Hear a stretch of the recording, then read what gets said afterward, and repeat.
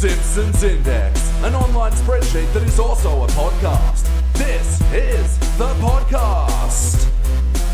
Friends, family, followers, fans, welcome to the Simpsons Index, episode 68. Hello, I'm your host, Elliot Jay O'Neill, and joining me tonight is BT Calloway. Welcome.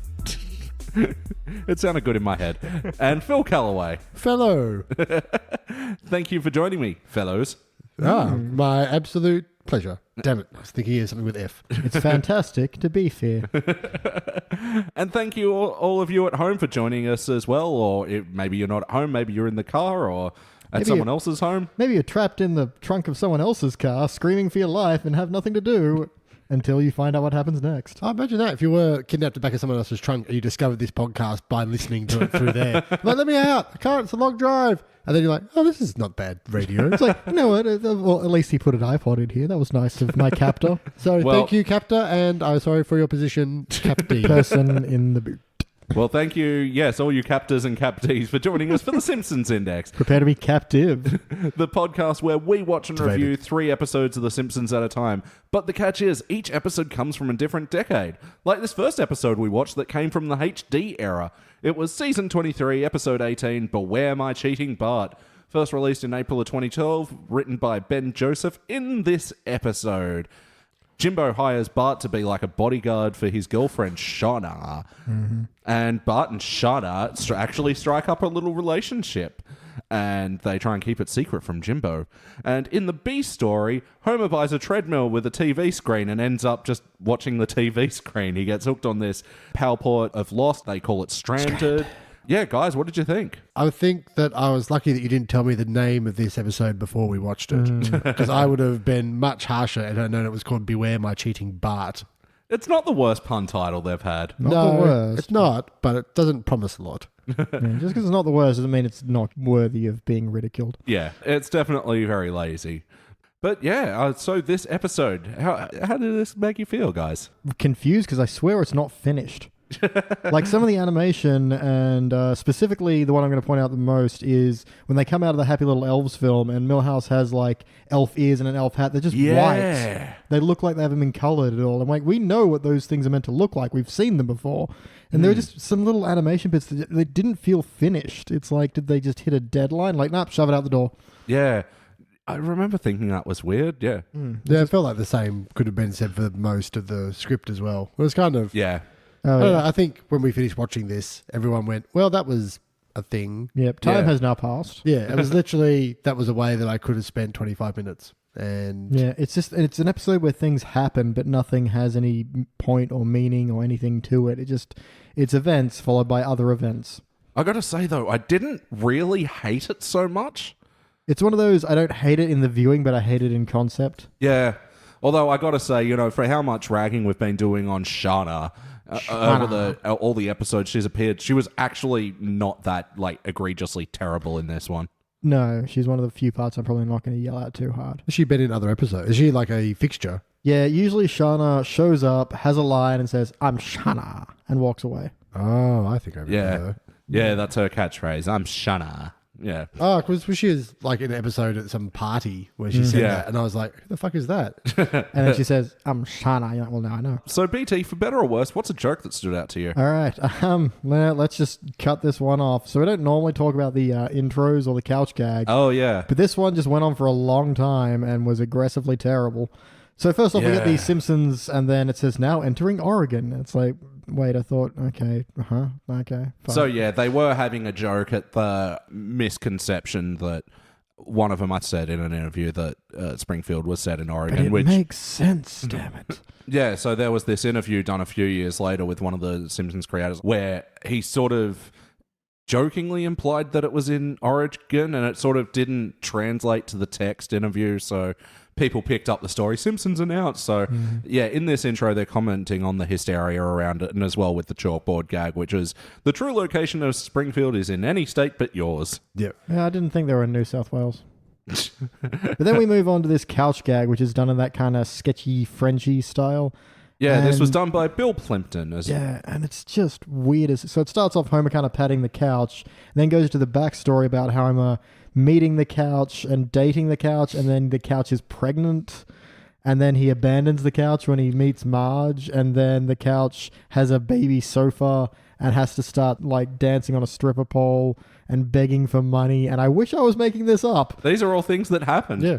The couch committed suicide by jumping into the back of that's a right. garbage truck. And that Homer didn't take rescues for it. some reason. Yeah, and Homer rescues it from being chomped on and says, "Oh no, come with us." It's like, so the implication here is that you've had a child with a couch, and to make everything better, you've brought it home to your current wife to sit on, while your other baby from another marriage now sits on your.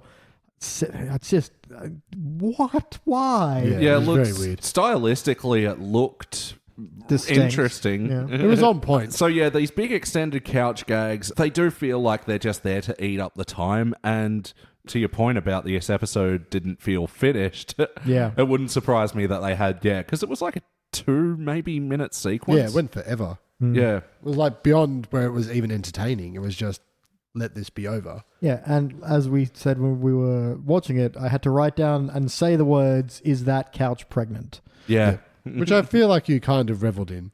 I don't want to revel it. I'm just trying to make sense of it. This is where we're starting on this episode.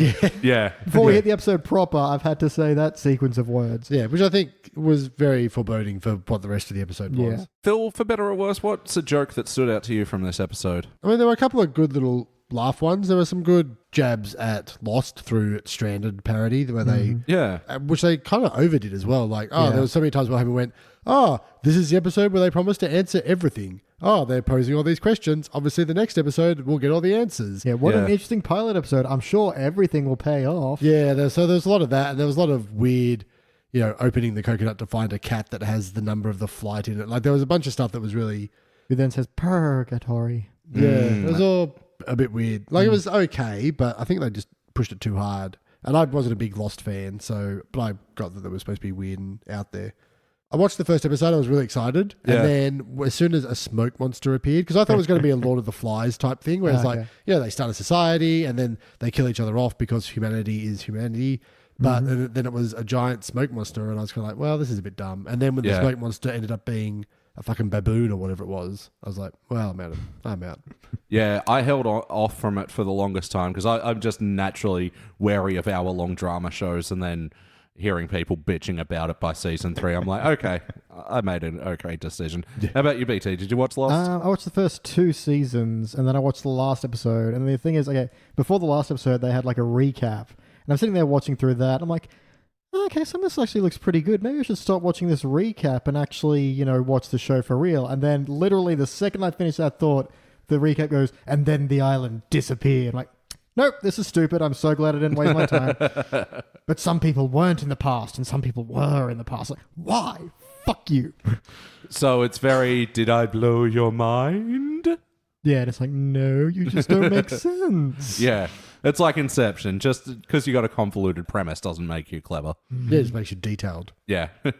Yeah, so a joke that stood out to me, I actually liked most of the material with Homer and the treadmill. I thought that was a very, a bunch of funny commentary on home exercise equipment. Yeah, and I do quite like that we have this whole intro sequence with Homer buying the treadmill. I do like that that's what his story was. It didn't just, bought the treadmill, I'm moving to something else. Little visual gags every now and then, like he puts the deck chair down on the treadmill and he's eating pistachios, just letting the shells fall through. Yeah, and I like ride that. the treadmill out to the back. Yeah, and then the fish, and then the wine, and then he's fallen asleep, and he's rides into the pile of old pistachio And shells. I do like at the beginning of the episode, he says, and now I'm off to the only court that I can't be in contempt of, the food court.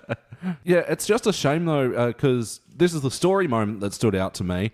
Once Homer and Marge have that fight about the treadmill, that's when I think Homer's story starts turning to shit. Yeah. Yeah, because he just becomes too obsessed with a thing that he could easily watch anytime. Yeah. But he's having to watch it in secret while snacking on a treadmill.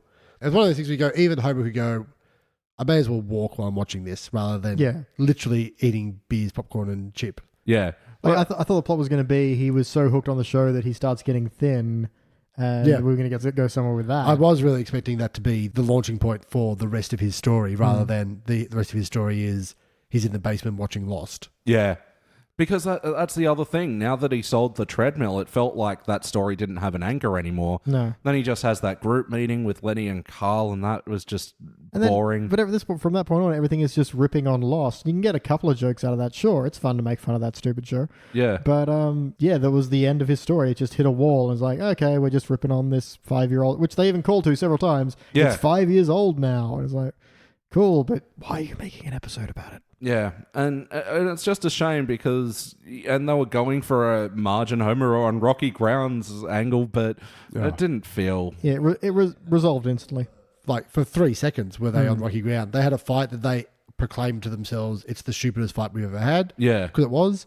And then the next scene, Marge is like, I've recreated the bedroom to be the Lost Island with balloon, water, and, like, way too much effort. Yeah. And then... she still has a reasonable reason to be mad at him. Totally. Again, Homer didn't learn anything.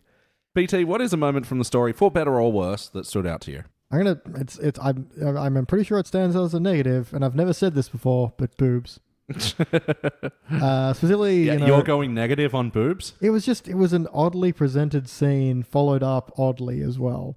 Yeah. And then with some poor jokes. So Bart takes the fall, so Shauna doesn't have to, when Shauna's shoplifting, and then gets taken to mall jail, which just explodes. No explanation or scene with that. It just explodes. I kind of like the mystery around that, where Bart sort of had he had an exit plan for this situation, whereas Shauna didn't think ahead. A line at least, something. Why did that just explode? Anyway, Shauna's then like, oh, here's your reward, and just shows her boobs, and he's just shock-faced until the next scene, in which... shock-faced, and his response was, just like Dad's. Yeah. I know. So it's like... which is super gross. Yeah, way to take what should be a defining moment of your young life and ruin it by comparison to your father. Yeah. And then the next scene where, they're eating dinner and Grandpa's like, more breast. That was so... and he's like, no, what? No, what? I meant chicken. It's like, oh, really? No shit. No, in my notes, I drew an emoji that was rolling its eyes because that was just so terrible. It's like...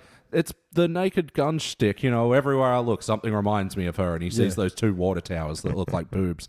But yeah, just done this much more forced.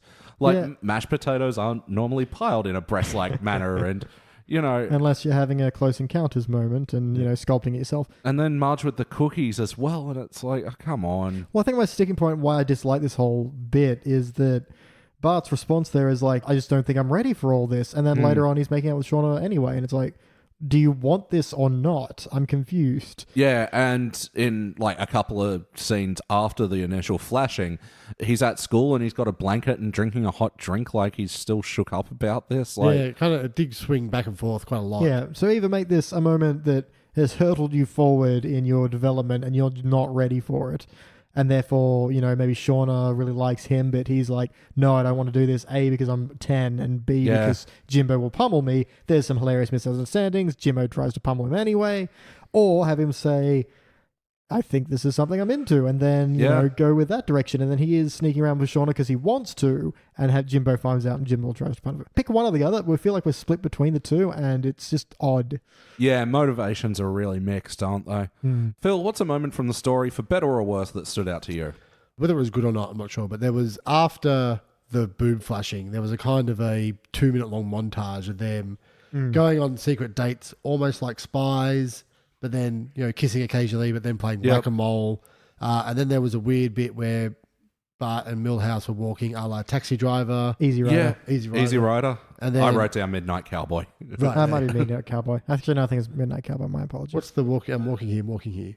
Yeah. But yeah, that bit was so out of place, especially because they were doing a couple of like movie winks, like they did the old Mrs. Robinson shot. Graduate shot. The Graduate, yeah. And I'm pretty sure there's some others I didn't recognize. Yeah, but it was weird that then Milhouse and Bart popped into the end of it. But it was okayly done. Like, I was like, oh, this is all right. Also, they flip who's Dustin Hoffman.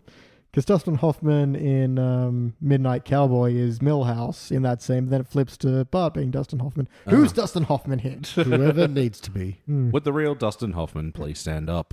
And I actually liked the sudden end to that montage with Jimbo, fishing him out of the pool and stuff. Yanked back to reality, yeah. Yeah, I just wish there was a musical sting there, just like a nice little minor or diminished chord, just go dun. Because, the song, which was Musical moment for this episode, April Come She Will by Simon and Garfunkel. And Oh, I can write that down. That was a very nice I couldn't song. tell if it was a Simon Garfunkel song or a clever parody of a Simon Garfunkel song. well, it was sort of weird that they went with that because they say names April and June. They never say Shauna. Yeah. Shauna. Shana Come says her she own name in will. that. Yeah, that was all right. And then there was some good, albeit I think prolonged pool-related gags by the lifeguard. Yeah, it was what that was. That don't go back to the second bite kind of Yeah, jokes. it was good for the first one. It was like, no, what do you say? No He goes, hey, roughhousing? no roughhousing. He's like, I'm not. This is legitimate pummeling. He's like, okay, well, I guess that's a loophole. But then he goes, I'm going to have to check.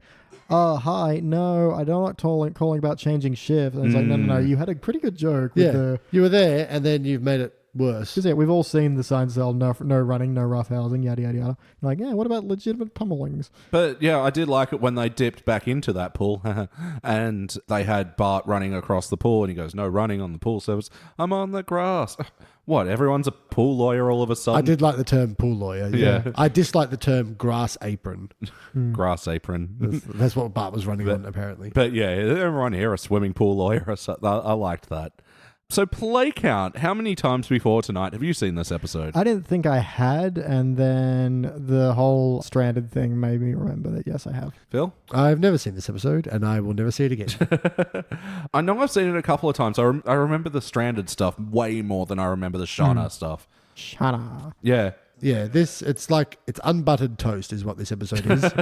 It's not offensive in itself, but it could be way better than it is. It could be 4 fried chickens and a large Coke. Yeah, it could be peanut butter and jelly. Ultimately, did this feel like an episode of The Simpsons? I feel like that was very Homer to... It was. As forced as all the jokes were, the idea that he takes something meant for exercise and uses it for lounging around. Yeah, 100%. Especially just watching his descent of, he's actually getting into it. He's walking and now he's just crawling on his knees and now he just grabbed a deck chair. Yeah, I think all the characters behave the way they're supposed to, but again, their motivations just move and change apropos of nothing so much that you feel lost. I get it. Oh, yeah. I'm going to say it doesn't, mostly for the plot, because, again, just pick a motivation for Bart and stick with it. Pick are Marge and Homer angry at each other or not? Yeah. They kind of just half between both, as though we're in some kind of purgatory.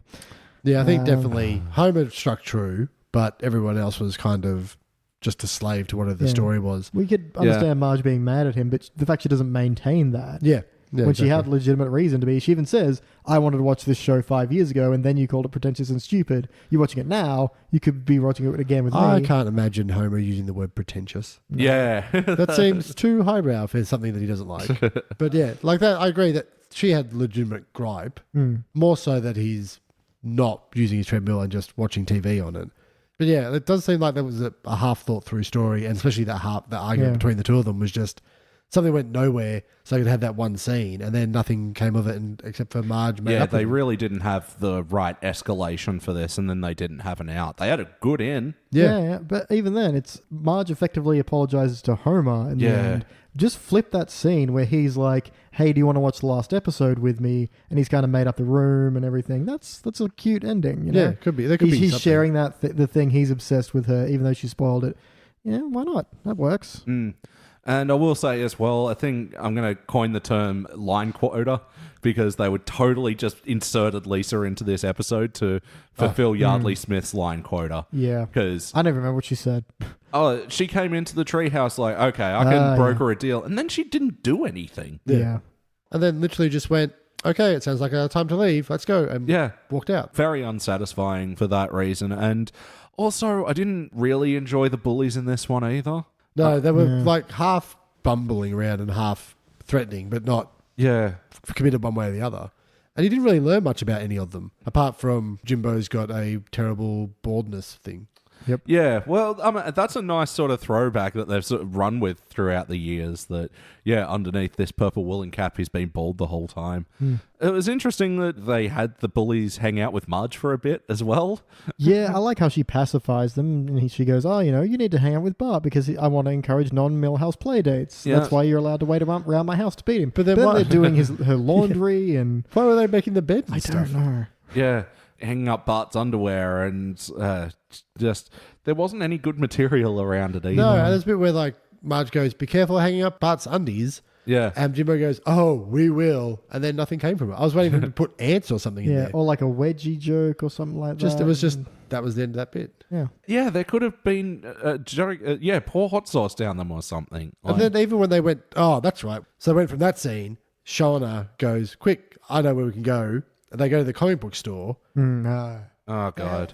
She insults Comic Book Man. Comic Book Man goes, calls up the bullies and goes, hey, fellow bullies, I've got your girlfriends here. They're at the store. Yeah. And he's like, you're a bully as well? And he's, I'm a cyber bully. And then she's going, well, you've just started a flame war with a 14-year-old girl. Yeah. And then they have like a duel texting SMX battle. Texting battle with thing. neither one reading the texts. Yeah, or even like there was no gags out of that. It was just a very, very boring sword fight without the swords. Yeah. Then they left the comic book store. I think in that instance, I would have liked some cuts to phone screens and whatever to see what Just they were. something. Even if one of them went, oh, you can't call me that. What?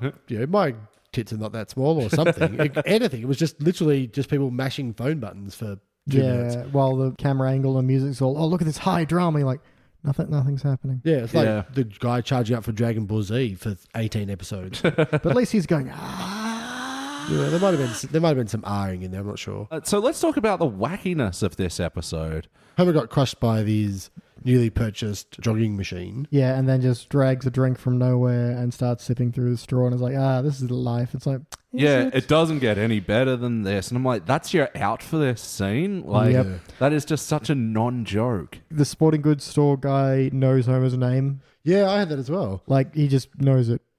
And he never introduced him. It was weird.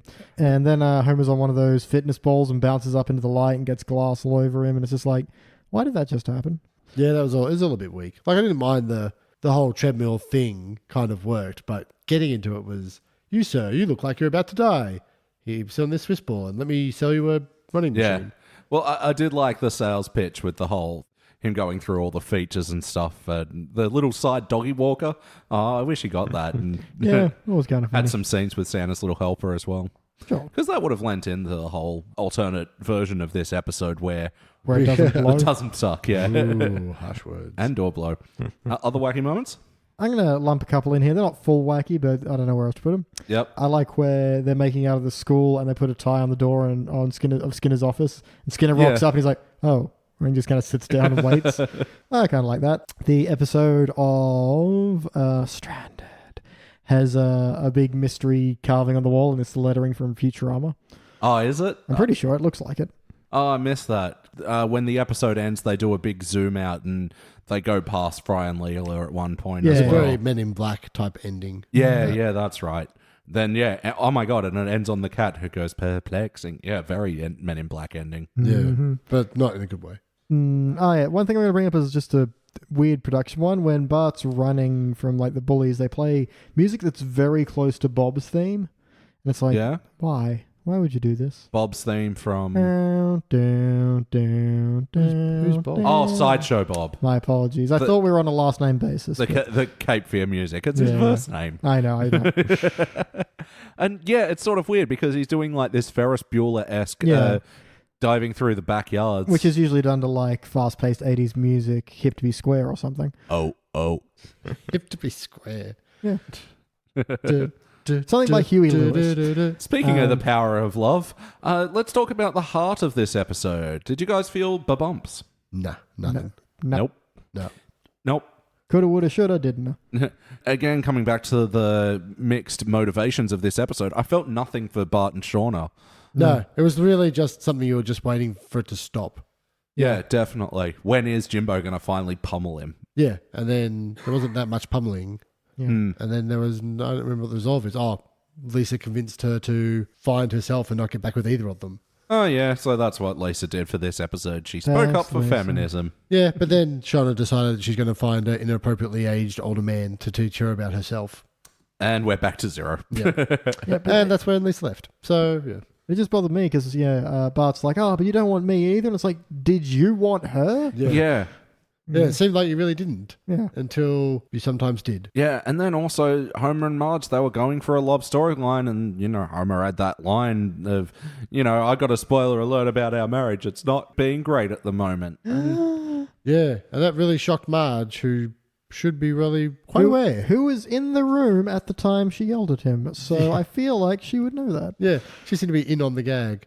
But yeah, they were definitely playing it up as being more than it actually was. Yeah. They didn't ramp up to it good at all. No, there's no ramp at all. It was just... All of a sudden, Marge has a problem with this story. Like, Homer goes, our marriage isn't great. You're like, is that because you're watching Lost all the time? yeah, which makes it even shittier that she had to apologize to him effectively. Especially when she came in and went, Homie, the kids are at work and Maggie's whatever she was doing. At work. Do you want to come up and, have sexy times? And he's like, can it wait 124 hours? And ignores her. It just seemed really poorly done. And then he doesn't spend the 124 hours watching it. He calls a meeting of people to discuss the show he hasn't finished watching. Yeah. Also, he can have this whole air horn bit, which was, just dragging out and aggressively terrible. At the very end is Lenny and Mo are getting into a bit of a heated argument. So Carl's like, okay, guys, you know where this is going. Just hand over your weapons. Yeah. I like that joke, but then he's got both of Mo's pistols, which come out from his sleeves. Again, a good bit. And then he points guns at both of them as like, okay, now we're going to talk about what Carl wants to talk about. It's like, you're the one that recommended they talk about Stranded.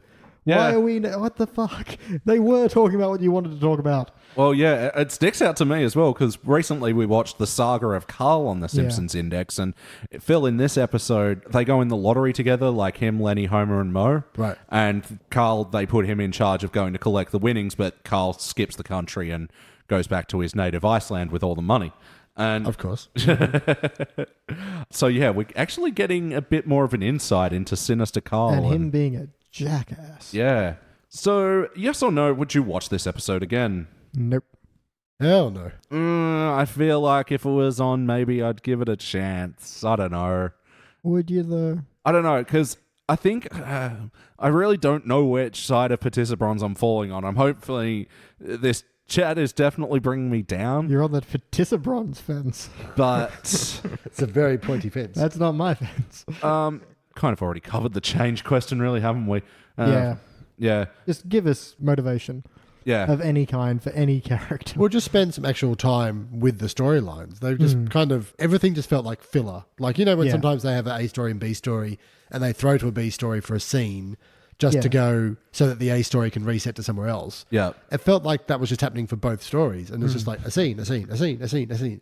None of them like, the writer's adage of each scene should progress the story and the character forward throughout the scene didn't happen in this show. Yeah. BT, any other notes? Just one. Sign writers once again. In the background is Transformers of the Caribbean. I thought that was pretty funny. Yeah, there was another good movie poster as well. It was just horrible premise, and it's this jack guy on a football field wearing a diaper. It's just... And we also give props to, I'm going to watch a movie where Jennifer Aniston is rolling her eyes on the poster. I do like their little breakdown of, the only reason you wanted to date me was so you could buy my florist, so you could tear this down and build the world's biggest something ridiculous. Yeah. Oh, horse crematorium. Horse crematorium. I'm like, all right, that was better than the whole episode. Yeah, that feels like a terrible, terrible rom-com. Yeah. And even Shauna just sort of going, okay, we saw his butt, let's go. Yeah, I think all that stuff worked for me, all the movie sequence stuff, and even the bullies talking about crawl space. Yeah. And when they briefly open the doors to the theater and you just hear, ow, my eyelids. I missed that, but yeah, it's good. Phil, any other notes? What's the other one that's not Curly or Jimbo? There's Dolph, Jimbo, and Kearney. And I liked how Marge called him Dorf and Ernie. Where Dorf says about 3 times, oh, that's a great saying, you should write that down. I threw to that joke a few times, which I thought was not worth doing the first time. And then the only other that I really have is when they have the discussion group and then Marge comes down with Maggie after Homer's been blowing the air horn. Yeah. He's like, I'm trying to get Maggie to sleep. And then Homer in Baby Talk explains to Maggie the premise of Lost. Yeah. And then Marge goes, well, here's what happens to the end of your stupid show, and spoils it for him. And because it was such a, I don't know, David Lynchian description of an ending of a show, it doesn't actually feel spoilery. I don't know, maybe it does speak to Lost a bit more. It's not like an actual, Darth Vader is Leah's father. In the end of Lost, it turns out... Spoiler alerts for Lost. in the end of Lost, it turns out the island was essentially the cork on the top of a bottle of pure evil and was stopping the evil from leaking out into the world. And that's why they needed a permanent, essentially a human sacrifice. So Jack becomes that sacrifice and stays on the island. I'm not even making that up. I'm going to say, is that true? Yep.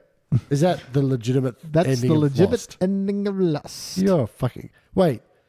Also, there's definitely a scene where they are, even despite what the producers say, they're definitely in purgatory in one of the scenes. So the island is a cork on a bottle of evil. Effectively, yes. That's Dear the metaphor they fucking use. Christ. That's what the smoke monster was. It was basically pure evil, and that's why it's something and things. I am so glad I didn't dedicate any time to this show. Yeah.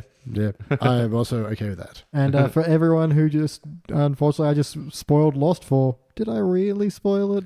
It's okay. I'll drop another one of my charming spoiler alert songs in this episode. Please don't. I want to hurt people. All right. Now time for my quick fire notes. Homer with the fortune cookie in the food court. That seemed a bit laboured. Incredibly. I'm going to lose weight by not eating the fortune cookie paper.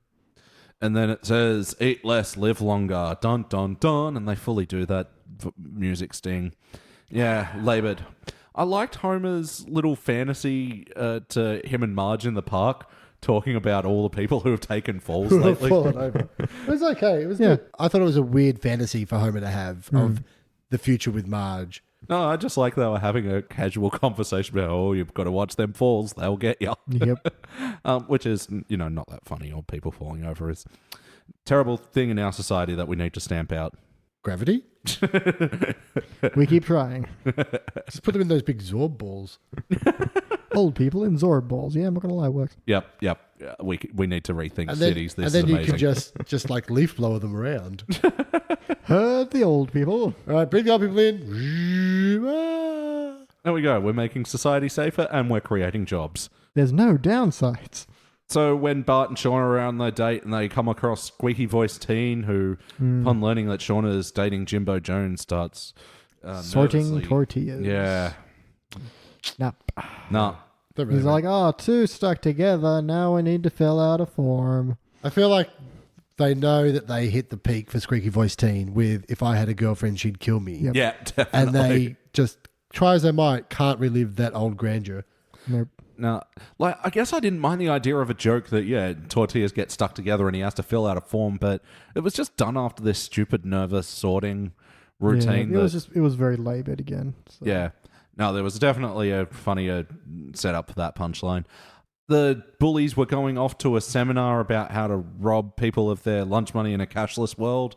I kind of like that, because, again, it went on too long. Yeah.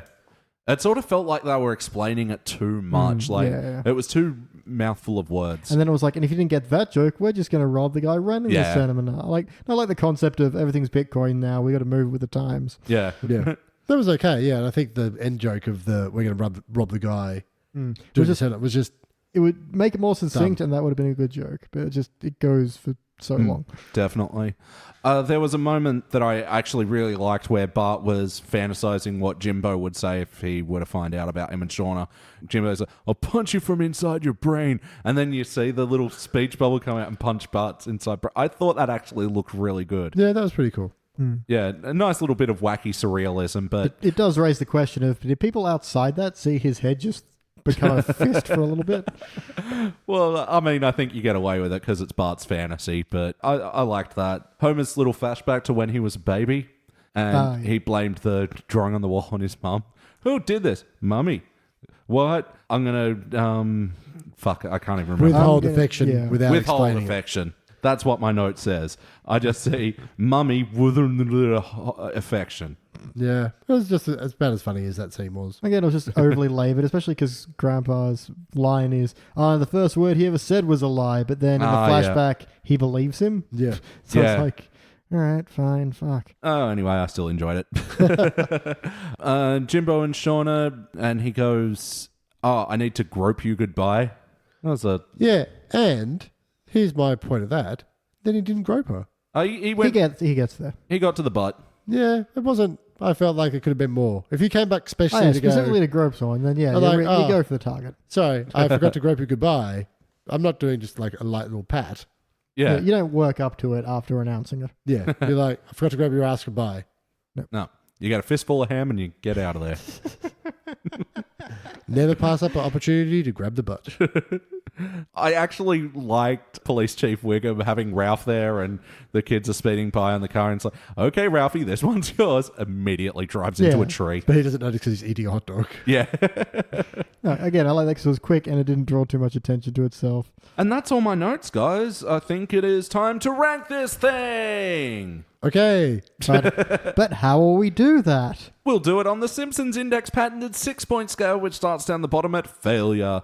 Unless the episode was just meh, then you give it a participant. But if it was good, bronze, great, silver, excellent, gold, and for the best of the very best episodes, the ones that make you feel whole, the ones that fill your day up with brightness, and also the ones that The Simpsons itself could not exist without, you give those episodes cubic zirconia. And I'm going to go first. Let me show you how it's done. Yeah, I'm giving it a participant. I was hoping that the quickfire notes would reveal a bunch of jokes that I liked because I feel it does kind of have an aura of bronze, but yeah, really, after just analyzing it, it's very abundantly clear that this is barely a participant, actually. BT, what do you think? I was skirting participant the whole time, and what's driven it to an answer for me is Phil's point that everything feels like filler. So nothing here is aggressively bad or makes me really angry, but it's just the fact that there's just so much nothing, and it's like digging through a box of packing peanuts only to find more packing peanuts. And you didn't order packing peanuts. So you're like, where's the? It's nothing but Phil. It's like, how do you, not Phil? So yeah, for that I am hurling it in the pit of failure. Oh wow, okay. Because it's aggressively bland. It's not aggressively bad. It's aggressively bland. Yeah, fair enough. It is a Phil, box full of packing peanuts. Yeah. I agree. Unpack these peanuts for us. Well, I emptied it onto the floor and I found no stickers at the bottom. So I'm going to go participant on this one. I wasn't angry enough to make it a failure, and for me that's a bad episode. Where this was it was the most vanilla-y of vanillas that you could ever vanilla. Hyper vanilla. It was like that vanilla that's slightly off yellow, not white. Ooh. Yeah. Like home brand vanilla. Home brand vanilla, absolutely. So there's just nothing to it. So participant. Iced vanilla. Oh yeah, like a super watery one as well. All right, well, this will be a dull participant all around. This will join other episodes like Waiting for Duffman, which we did last week. The Kids Are All Fight, Have Had a Wild Weekend. Whiskey Business, which we did together. Double Boy in Trouble, which we did last time we were together. The Blunder Years, where we find out about Waylon Smithers Sr. $1 Million Abbey, the Springfield football grandpa becomes a matador convoluted piece of shit. All right, yeah, that feels right for this episode. Yeah, it might be a little harsh, but I think like there's a lot of those episodes that there's so many bad bits, whereas this major crime is just, there was no light and shade. It was all just... Like a lot of the participants we've had, they at least have a story. It's not a good or interesting one for the most part. Some of them are wandering around from room to room, picking up objects and putting them back down again. Yeah. But this one's just, it could have been significantly improved by any effort whatsoever. No, absolutely. Even just some jokes. Like it wasn't even funny. Yeah, there were place for jokes there. And it was just... Things, lost is stupid, And we did actually hit on that point a bunch, that there were just over-explained jokes that were so wordy that just needed a rewrite. Get your act together, writers. Yeah, damn it. You're not doing it per word. Oh, no, they are getting paid per word. That's a pretty damn sweet deal if they are. All right, that does it for the HD era tonight. Now we're going all the way back to the teens era, where we're doing Homer the Mo, where Homer becomes the Mo. Gasp. A mustache? Yep. He's had a lot of wacky jobs. Why couldn't he just be someone's mustache? I'm sure that's happened somewhere before. All right, we'll be back. Marge, if I work hard, I can work my way up to being Tom Selleck's mustache. Or work my way down to goatee. Or soul patch. That's like entry level. Ugh, that's gross.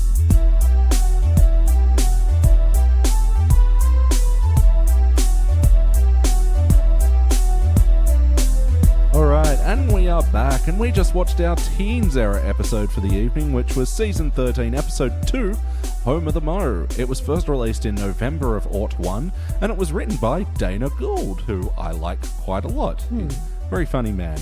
but he's also penned some awful Simpsons episodes. Indeed he has. Not quite this one, but in this episode, Moe's sort of starting to feel a bit dissatisfied with the job, so goes back to his old alma mater to find inspiration, puts Homer in charge of the bar, and then when Moe comes back, he reinvents the bar as a trendy, new, postmodern club called M. Guys, what did you think? I thought Dana was a woman.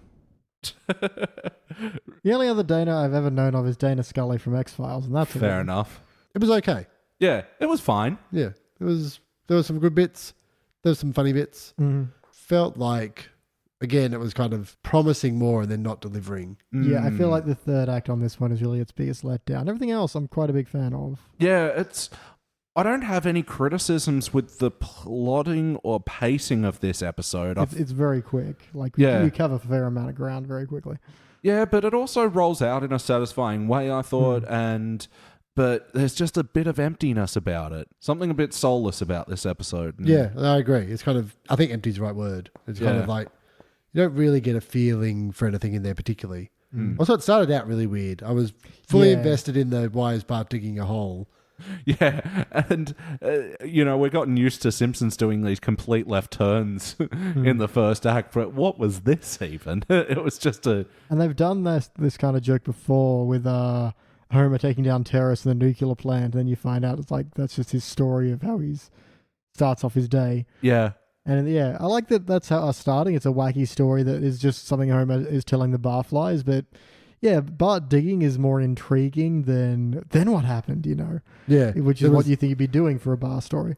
Yeah, and it's one that when I've revisited this episode several times, it's like, oh, that's right, the Bart digging story. Wait, what happens in this? Oh, wait, it's not even about that. Yeah, and it's kind of like, I don't know, it wasn't bad. Like, it was good. I was intrigued by it.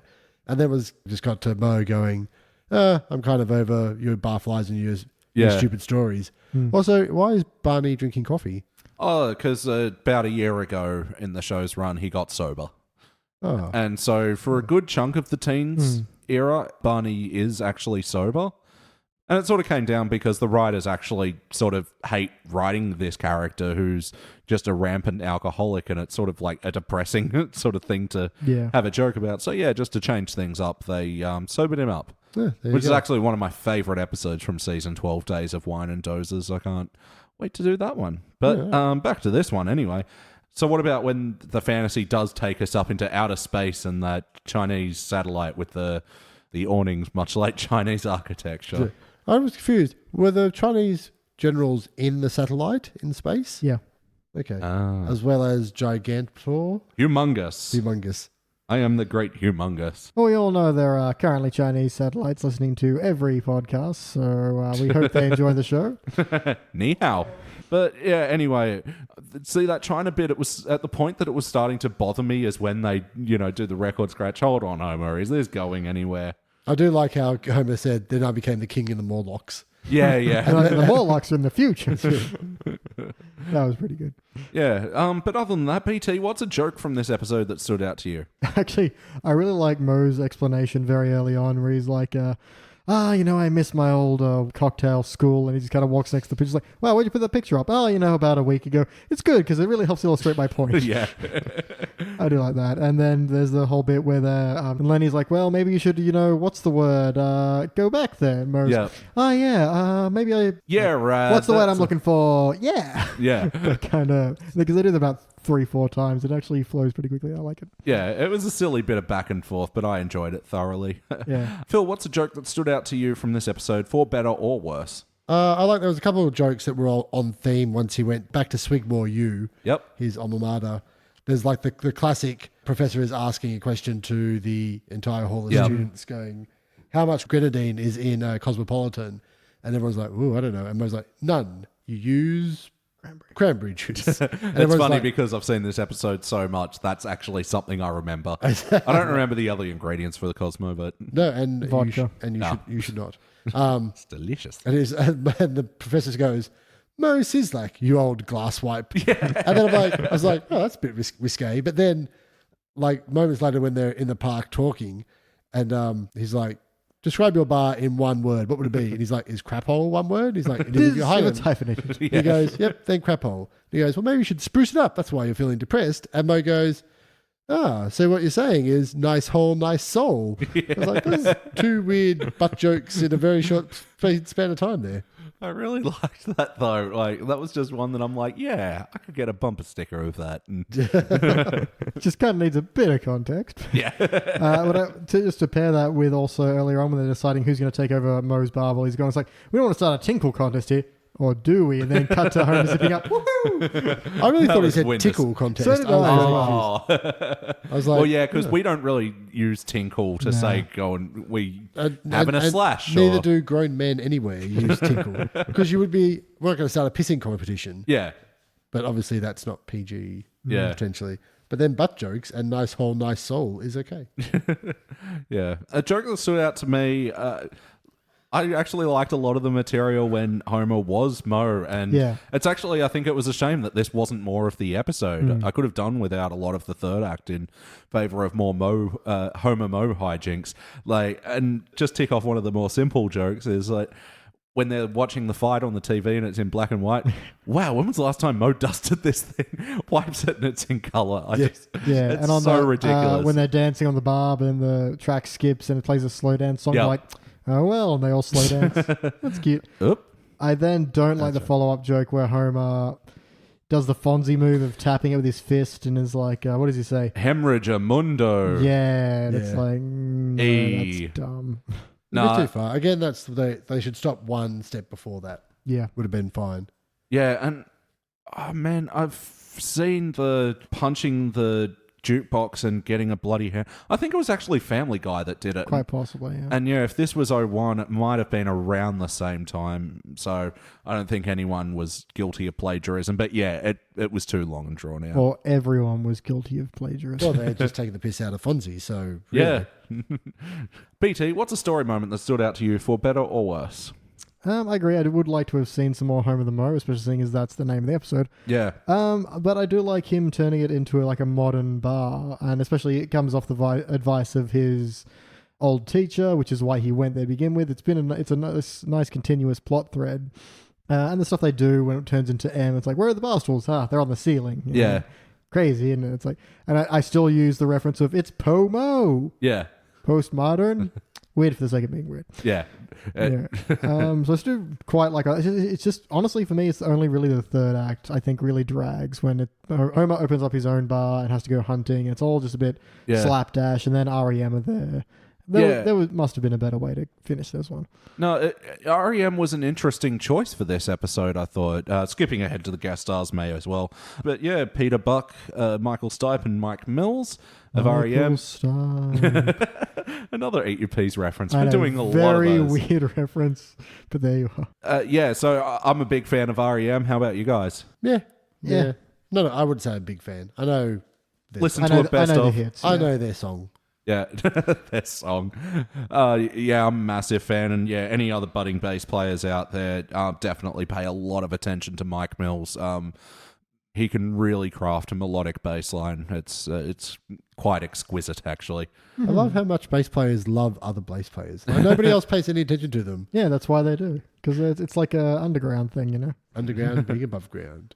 King of the Morlocks. Only certain ones, you know. There's your Fleas and your Mike Mills of the world. That sort of. Anyway, I could go on about bass players. This is not the bassist index, and you could very easily get me on. I'm not gonna lie, I'm kind of curious how that's gonna go. I could go on for days. But in lieu of that, yeah, I thought they did a fine job in this episode, and they had some good one-liners and everything. But yeah, their presence sort of felt mostly unnecessary. Yeah, it was just crammed in there. Yeah. Yeah, they literally just obviously had opportunity to have REM. And that's why they got them. Yeah, definitely. But it's interesting that you brought up the hunting club as a story point, because this is actually something Dana Gould pulled from real life. Apparently this is something his dad did to get around some liquor drinking laws or do liquor on the cheap or something. Okay, good to know. Sorry, I'm not quite remembering at the moment. My brain's not there. But he was on an episode of Everything's Coming Up Simpsons recently with Ali Gertz and Julia Prescott. He was talking about this episode and some of the other stuff. So yeah, absolutely go check that out, because there's a lot of fun trivia you can learn from this episode. Wait, is there Everything Coming Up Simpsons and Everything's Coming Up podcast? Oh, they changed the name when they moved over to Feral Audio. Right. Yep. What are you going to change your name over to when you move to Feral Audio? The Podcast Index. Ah, The Simpsons. the Index podcast. Yeah. So, Phil, what's a story moment from this episode that stood out to you? I kind of feel like I would have liked to see more Homer the Mo. I thought that was really going to be a big plot point rather than... Because I feel like Mo coming in and changing the bar to be something newer and better. I feel like I've kind of seen that We've a couple done of that, times. yeah. Mo's family feedback. Yeah, absolutely. Yeah, and it's just one of those things where you like... Or even when it was Flaming Mo's, like... It always ends up being the same thing. Mo does a new thing because he's not happy. Then he realizes that his happiness isn't in this new system either, and he feels that he's betrayed his friends, and he walks away, and everything goes back to normal. Like, I kind of felt that like very familiar type of feeling, and I kind of wished either they stayed with Homer being the bartender at Mo's and then maybe drawn that out, because that could have been a lot more fun. Or when Homer did make the hunting club, that became a bigger thing. Yeah, because it is unfortunate. And yeah, that's the moment from the story that stands out to me is how quickly they do get out of Homer the Mo when there was still some potential for good material there. Yeah, and we even have some quick fire good jokes like, help me nail up this urinal. Yeah. And I like that idea of Homer trying to keep the dream alive of being a bartender. Maybe if they just hit on it a bit more that, you know, he was enjoying this work. I don't know. Yeah, maybe Mo doesn't find what he's looking for at the old schools, so he goes on a little road trip of various bars throughout the world. Or maybe he gets you still get the nice soul bit. And he's like, well, what do I want to change to? I'm going to tour the other bars of Springfield for a little montage with Mo when we get, and then let Homer be the Mo a little bit longer. And Mo. So play count. How many times before tonight have you seen this episode? 2 or 3. None. I've seen this a whole bunch. I actually love season 13 a whole bunch, and yeah, I've seen this a bunch of times. Maybe 20. 20 bunch? Yeah, a 20 bunch. That's a big bunch. That's a pretty big bunch. Can't even get bananas in that big a bunch. No. Is there anything from this episode that sort of stuck with you over the years? Quotes, lines, etc.? Just Pomo. Yep. The line, since the accident in Chernobyl, my penis is falling off. And penis is Russian for... I don't know if you could get away with that joke these days, but I quite liked it. But it is a shame that Homer later says, Mo's a she-male or something later, and it's very weak. It is weird that they throw those two in there, but they had to go for tinkle competition. Yeah. They true. were all delicate around that, but when it's, nice hole and when it comes to glass wipes and penises and stuff, yeah, fine. Yeah. So did this feel like an episode of The Simpsons? Yes. Yeah, it was kind of there. I think ones where they focus mainly on a non-family character always feels a little bit slightly off-center. Yeah. And even though Homer was in this in a fair way, it was mostly a Mo episode. And mostly Mo being not Mo because he's not happy doing his own thing. Like the Flaming Mo's one, that felt more Mo to me. But this one was kind of, because he went to college and then we find out all this backstory about him that you never knew before. Yeah. And then the professor says he's got cancer and then just walks off into a lake. Is there anything I can do for you? No, not unless you have a cure for cancer. Do you have a cure for cancer? Because that would be great. I'm not going to lie, I laughed harder at that than I felt I should have. Yeah. Because it's just his optimism and that would be just fantastic. But yeah, Mo sort of felt the most Mo. Oh my God. In this episode, and it was good because he wasn't making like creepy stalker, rapey jokes. Yeah, that's true. Just being kind of pathetic jokes without overdoing it either. Yeah, but also working to improve himself, but doing your classic, home was where the heart was all along and such. I don't know. Home was where the hole was. That Hole it sure was where the was. home is. No, wait. But Homer was on point in this episode as well. Didn't feel too jerk-arsey, and the Simpsons, the rest of the family were just sort of there. Cutting lemons mostly. Yeah, I did enjoy that bit. You're not even using them. She's so sleepy, she doesn't know what she's saying. Oh. How about the wackiness of this episode? Father, give me legs. I keep forgetting this is from this episode. Yeah, it's very unexpected. I mean, I do like the bit as someone who has started many projects and not finished. It's like, well, you know, when I'm passionate about something, I see it through to the end. And then there's a robot that seems to be sentient. Yeah. But it has no legs. And a tennis racket and a mop for arms. Man, just watching it swim away was like so heartbreaking. Yeah. But in the funniest Especially way when possible. it looks... And Homer's just like shakes his head and he just kind of like carries on down the street. Yeah. I really want to know what his eyes were made of. They just seem to be rings, but obviously he could look out of them. Who knows what any of that was made I of? know. I got it. As weird as it was, I do quite like that bit. No, me too. I also like Homer almost fainting. Oh, yeah. Just swaying and then, I just didn't fall down. Nice little reoccurring bit. Actually, I forgot to mention the part of the story that stood out to me was the tip jar. I thought that was a very nice thing to keep returning to. Yeah. Where, you established it very early on in the episode. You saw it still being unused at this the is new the end. story writing trick of 3, where you establish, remind, and pay off. Oh. But yeah, I like the bit where the ghost comes back and is like, oh, but the tips are good. Like, are they? Yeah. Kind of proving that, you've improved your bar and everything's nice, but you still haven't solved the problem, I suppose. Absolutely. And then, when Homer drops the tenor in at the end, nice bit of sweetness to hang the episode on. Definitely. But back to the wackiness as well. I love Moe's little cougar call whistle.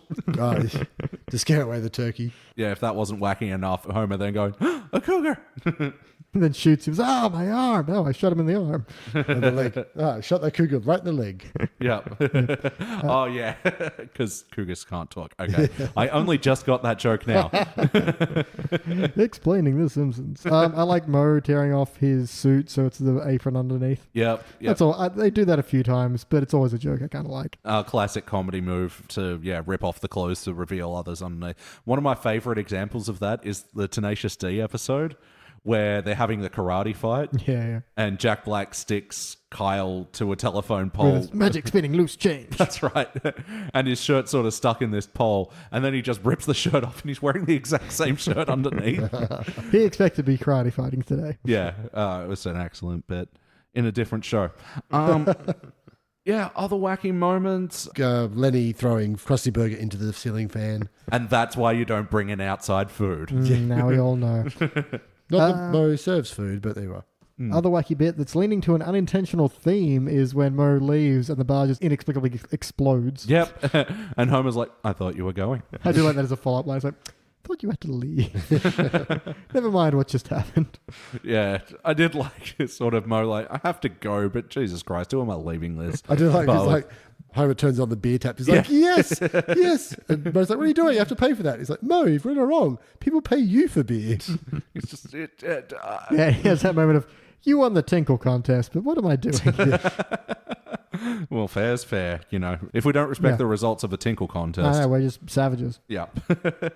Other wacky moments. The other one I'll say is right at the end, where after they do the whole Moe gets shot in the leg, they just do a static shot of Moe's bards back to normal. And the Simpson kids are asking him, so how did you get this fixed so quickly? He's like, contract employees, but it's all held over the static shot of the exterior of Moe's bar. It's very ADR. Yeah. Yeah, it's very weird. You can tell that they were missing a scene and they just, this is a fill gap. I did like for other wackiness where Moe goes to throw Homer out of his new bar and he goes, I'll throw myself out. And throws himself out the door, lands in the garbage, goes, I believe I had a hat. They throw him a hat and he's like, Suckers. That's such a good bit. I think there's another playlist that I want to make up is Simpsons references to I Had a Hat. I believe I had a hat. Yeah, because I think every time, there's at least, what was the last one? I believe I had a car that we saw last time. And then he's also gets thrown out when he's got his computer. It's like, I believe I had a mouse. Oh, excellent. So how about the heart moments of this episode? Did you guys feel bumps? Get a little bit for Moe and wanting to rekindle his love for what he does, and a little bit at the end with Homer and, the loyalty of his barflies. Not a lot. I'd call it a thump, but not a bump. Yeah, because it wasn't even the whole barflies at the end of that Thanksgiving dinner, which would have been nice, Well, it would have made a lot of sense, yeah. Where was Letty and Carl and Barney? They got kicked out because there wasn't enough room for them and REM. And the Simpsons. That sucks. But you can have Maggie in there. Yep. She can be in a bar, no worries. I do like at the end as well, Lisa got them a tofu turkey. Made out of tofu and gluten. And it's funny because no one would eat that anymore. Yeah, you couldn't eat that at all. Because as we know now, gluten makes your dick fly off. Stop referencing other shows. We've done it so many times already. Yeah, this is just, me talking about other The shows I like. reference index. This is just the show. Taste those curds. Yeah, somebody else will do an index podcast on this podcast, just referencing all the other things that you reference. Yes. At this point, Elliot talks about this show, which is an old episode of Archer. And I give him a gold for that. It was a solid reference. If they eat your peas reference doesn't get a gold. Oh, Martin Malloy. I think I've got to go back and listen to that album and see if it's still good. You can actually download all of Get This, which was Tony Martin on Triple M, like in the early 2000s. Oh, wow. And there's like 100, maybe 200 episodes. For the longest time, I didn't hear, and then I was listening to it a couple of weeks ago, and it's like when they say, "Get your Norgs out" or something like that. I was like, "Oh, I've not heard that for 100 years." Yep.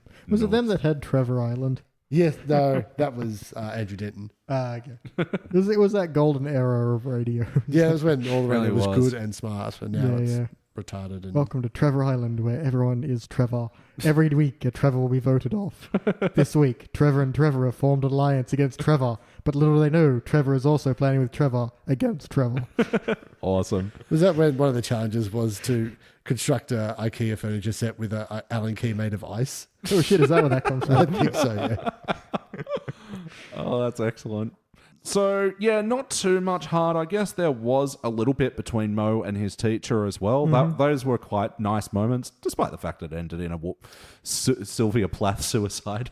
Yeah, but even so, it was like, there was a respect there. We don't actually often see respect for Mo or Mo giving respect to anyone. So, yeah. Yeah, I got to say, it's sort of mixed as I am on this episode. This is, I think, my favourite that Mo has ever been. But yes or no, would you watch this episode again? Yeah, I reckon so. I feel like I'm not going to get much more out of it, but there are some scenes I'd want to stick around for. Yeah, I think so. I think anything where Homer gets a free hat. Yeah. Or more importantly, shows you how to get a free hat. Yeah, that's right. Got to try that. I think I would watch it again in the context of a playlist. And speaking of which, what playlist would you put it in? Yep. Homer getting a hat. Homer the blank. Homer the... Oh, yep, of course. So Homer the Smithers, Homer the Mo. Yep. I'm sure he's been something else. Yep, I'll put that one together, definitely. But I don't want to go with the easy Homer jobs, because that's just, come on. Well, it doesn't even really feel what this episode is about. It does. Mo episodes, definitely. It could, you make a big Mo compilation. A bit like bar renovation. Yeah, I was going to say garage renovations, when True. Lisa runs the red dress press out of the garage. They put the angel in the garage. Definitely. To see the angel. That's all I've got for playlists. Oh, and musical guest stars. Oh, yeah. Bands playing themselves. I forgot they were there for a minute. As did probably everyone else. Yeah, which is a shame because it does feel out of place in this particular episode. It's not a very REM style story. No. But having said that, I did love Homer's lyrics that he put in place. Which were? Leonard, what's his name? Herman Munster Motorcade. Birthday party Cheetos. Pogo sticks and lemonade. You symbiotic, stupid jerk stir-fried Flanders. I'm talking about you. I mean, to be fair, they could be the actual lyrics, and you never really know. Yeah, no one's learnt the lyrics to It's End all of the World. Nerd Bernstein. Right? Right. It's the end of the world. We pretty well covered it, but BT, what would you change about this episode? Covered. Just that third act. Give me a different focus, either on the Mo, on the Homer, or the Homer the Mo. Yeah. I'm not too worried which, but it just feels it staggers to the finish line instead of gloriously running there with its arms spread wide. Yeah, because Homer's home bar sort of is okay, and then it's good enough, but I want good. Yeah, and the hunting scene sort of lulled a bit as well. There was no reason for it either. They could have had Mo finding Homer's bar, being on the other side of the bar in like an alternate reality where Homer runs the bar now. Yep. Sure. Seeing all the fun they're having. Even. Yeah, finding out the other side of it, or rekindling his love of bartending from that point of view, and then going, you know what? This is something. The whole turkey hunting was fucking weird. Although I will say, I do like he gets a turkey in the crosshairs. Like, what the hell is that? Yeah. Turkey. Yeah, I mean, it didn't not lead to good material. There was also the banter between Mo and Lisa, which I loved. All right, Lisa, I don't like you and you don't like me. You don't like me, I like you. Well, I like you too. No, it's a very cute play on the old standard. So, Phil, what would you change about this episode? Well, I think that turkey hunting section, and even really the ending Christmas dinner at Moe's with everyone having learnt a thing. Yeah, it's just all of a sudden Christmas or Thanksgiving or whatever. It was all just drippy and bullshitty, and it just seemed like drippy as curds. Drippy as curds and gluten. Get them while they're drippy. Yeah, so I think that like the third act was pretty weak, but especially that last part was not great. Yeah, I'm just going to be echoing your sentiments. There's definitely, I think the hunting storyline was also false stakes as well, which we sort of saw in the last episode where they were trying to build it up to make it mean more than it actually felt like it was. It was just because it was introduced really suddenly, it didn't really have the impact. Yeah. BT, any other notes? Homer getting a prank call was pretty good. Oh, yeah, with Bart. It's a nice reminder of that old bit. Yeah, and the fact that he just gets it completely wrong. So what do I do now? He was too dumb to Just actually say it out loud. Just say, I like to eat boogers. And also, it's a ring toss game. It was like when one of REMs are trying to pee, and Lenny's just there. So gotta pee, huh? I can't go with Lenny watching. And I believe that is all my notes. All right. Phil, any other notes? I do have two. The regulars at the new Moe's bar getting high in the oxygen bar. And then Lenny's like, I've got to stop. I'm getting the bends. Yeah, that was so good. I thought that was all right. No, I think it was just, it was like a trend. Yeah. I remember when Bondi had oxygen bars. Really? That died out quickly. I think shisha bars are actually starting to pick up a bit of momentum and become more of a thing. Yeah, I've seen there's a few in Parramatta and stuff that you can get to. And they're all For that, those are cool. Yeah. And it's like if you're a little bit drunk and it's 11 o'clock and you go, should I go have more beers or should I have a really strong Turkish coffee and a hubbly bubbly? It's not a bad way to end the night because you end up a little bit more sober and you've had delicious shisha and a super strong coffee. Absolutely. And I love shisha. It's so delicious. And, being a former smoker and everything, it sort of gives me that feel. Yeah, and you're super good at smoke rings. So. I wouldn't say I'm super good. Have you seen the guys doing vape tricks these days? That's all CGI. Never become one of those guys. No. Nobody appreciates that skill apart from other dudes who spend all day in vape shops. Yeah, you should only be as good as shooting a ring through another ring. Yeah. Even that's telling you practice too much. I'd like to do that, and I don't have the patience to do that. I'm like, I do one ring, that's me. And then the other gag I had was when they're in the new bar M, and they start complaining about something, and so Christian, whatever the guy who designed the bar was. For Michael. Walked in and just turned off the light bulb above them and just plunged just those four guys into complete darkness and then put a velvet rope around them. Yeah. And they're like, okay, act cool. You see their eyes acting cool. Yeah, another good eyes in the dark joke. There's a playlist. I like that. This resonated with me as well because I often find when I go to nice restaurants that I get put in the dark corner. Outrage. Well, that's because my only two-piece suit is made out of garbage bags. I told you, use a three-piece suit made out of burlap. Much fancier. Yeah, tell them it's a hipster trend. No, that you're an internet millionaire. They will know you're a hipster trend. As is my lack of shoes. So that was all your notes, Phil? That's all I got. All right, just name a second. While Elliot is taking a while to compose his notes, we do have a new question on the Simpsons Index. Phil, if you were going to get a sandwich named after you, what would you like that sandwich to be? I would like to take your classical Reuben, which is arguably the best sandwich ever. Yep. And tweak it slightly so that there's, instead of beef, ham. Yep. And instead of pickles, more pickles. This is fucking insane, man. No, I knew he was going to say something with the Reuben, don't worry. Because this question first came up 2 episodes ago with Pods in the Key of Springfield, and James, the guy we did it with, he said, a Reuben. I just have a Reuben. It's the king of sandwiches. Yeah. If you're going to get something named after you, get the best thing named after you. No one's going like, I don't know, toast soldiers with a boiled egg. Yeah. Well, because the other guy, Nick, he went into full detail, really thought, ham salad. Yeah, maybe pickled jalapenos and maybe some feta. Yeah. And he's just like... He lost me on feta. He's done the wrong thing. It might be interesting, but then James just goes, I'll just go with Reuben. And it specifically says, it's a Reuben with chips on the side. No, chips on the Reuben. And then when you asked me, I went, I don't know. I'll probably just put chips on a Reuben. I hadn't even heard that episode yet. And the popularity of the Reuben is just something I'm discovering in the index as well, because Bill Oakley, one of the writers and showrunners for The Simpsons, a week ago on Twitter goes, "My DMs are open, no work questions." And so I'm just like, what could I ask him that has nothing to do with The Simpsons? I know. Best What's the sandwich? best sandwich? And he goes, "Ooh, I could talk about this for hours, but Reuben." Yeah, it's the best. If you get it done right, it's 3 layers of sandwich that just consists of ham, or sometimes corned beef, but ham is better. Yeah. Cheese, pickle, sauerkraut, then that again, then a pickle on top, then mustard, and then mayonnaise. And then it's toasted. It's the fucking best sandwich in the world. Mm-hmm. And anyone who goes, "I don't know, what about a toasty?" You punch them in the face. Why did I write down singing, thinking dog? Was that a musical moment? Singing, thinking dog. Were we thinking about dogs while singing, or was the dog thinking while singing? The only dog thing I can think of was when, at the beginning, Moe's like, "I'm sick of your Shaggy dog stories," and Barney goes, "Sorry, Shaggy," and the dog goes and runs outside, and then Barney goes, "Thanks, Mo. That's what I have to go home to now." Which was pretty good. I enjoyed that out of context pet. That's right.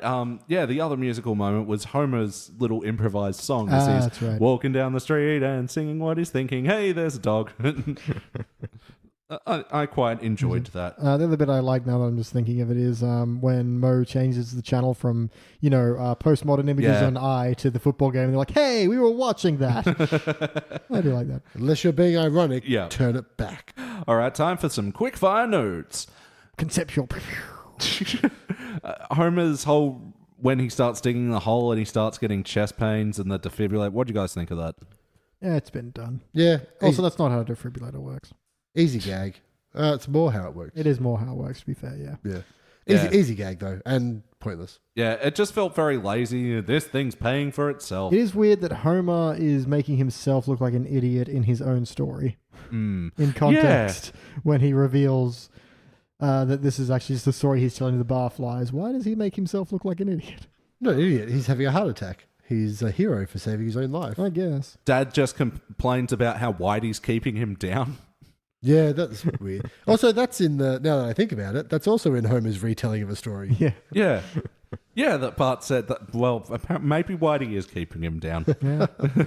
You guys laughed at a mention of Sweet Valley High. I'm not aware of this. What? I think back in the mid to early 90s, when reading books at school was the cool thing to do, there was a bunch of like Encyclopedia Browns and Hardy Boys for guys. Sort of Scholastic Club sort of that thing. type of thing. And there was the Babysitter Club. Yeah, I think there was a Sweet Valley High, which was like a girls' serial. Yeah, and it became a TV show for a little bit. Yeah. I have the theme song in my head now. Please don't share it. I will not. Yeah, this made me laugh where Mo said, "I don't understand what's going on," and I've read all the Sweet Valley High novels. Yeah. I'm like, I haven't heard that for a while. Yeah, but if you imagine, Babysitter's Club, but they've gotten a little, the readers have gotten a little too old and want something a little edgier, Oh, okay. then that's when they go into Sweet Valley High. There you go. They mentioned something about getting a shot with an ice pick. Yeah, they're like, "I haven't smiled legitimately since that time I killed that rat with that ice pick." Yeah. And Homer's like, "That was a great shot." I liked it because he said, yeah, that was a great throw. Yeah. Because you're picturing that he stabbed it up close. And then, Nope. yeah, Ranged with an ice pick. really enjoyed that. The university had the Big Ben style clock. No drinking before 5 and everything's 5. Every time is 5. That was pretty cool. Yeah. And I do like as they're walking through the campus grounds, there's like one person learning how to do flare and one person like juggling ball. Like there's all kind of things that you would see people in a high school, in a college movie doing as you walk through, but it was all themed. all bar related. Yeah, it's actually funny in Camperdown Park in Newtown. When I used to live there, I used to go walking through there all the time. Because there's so many neighbouring bars, that's where they all go to practice their flair on the grass, so they can drop the bottles and everything. So yeah, you go to Camperdown Park in the middle of the day, you'll see 5 groups of bartenders, and it's actually quite cool. And you're like, "Make me a margarita." Like, these So these are bottles practice bottles. Make it. Yeah, make it good. No, me, I'm like, oh, those guys are doing flair. Oh my God, there's dogs everywhere.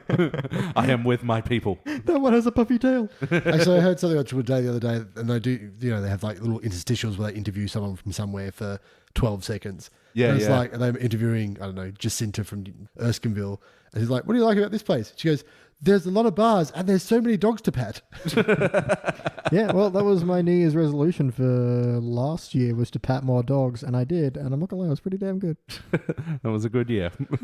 So when Moe comes back from the college and he's building the place up, Homer comes in all shocked and stuff and starts wailing on Moe with a 2x4. Because, a bar stool gets thrown through a window, and then Yeah. he's like, oh no, teens are wrecking up at Moe's bar. Moe's gonna kill me, and then he runs in and just starts wailing on the first thing he sees, which is Moe, quite obviously. He wails on him for a while. Yeah. And then when Moe explains and then Homer's like, oh, I thought I was going to faint. Then I didn't. What the hell are you doing? I really enjoyed Homer's rolling of those lines. The rabbits in M were very creepy. Can we get a replacement on 7? Ooh. All this talk is taking away my horny. Yeah, that was, the Russian ladies were very weird. They were, and I don't mean to make fun of the accent or anything. It's just that line tickled me particularly. That's not even accent, that's just syntax. Yeah, that's true. There's a mention of Kurosawa and Werner Herzog. I know who those people are now. Yay. Yeah, look at you learning things.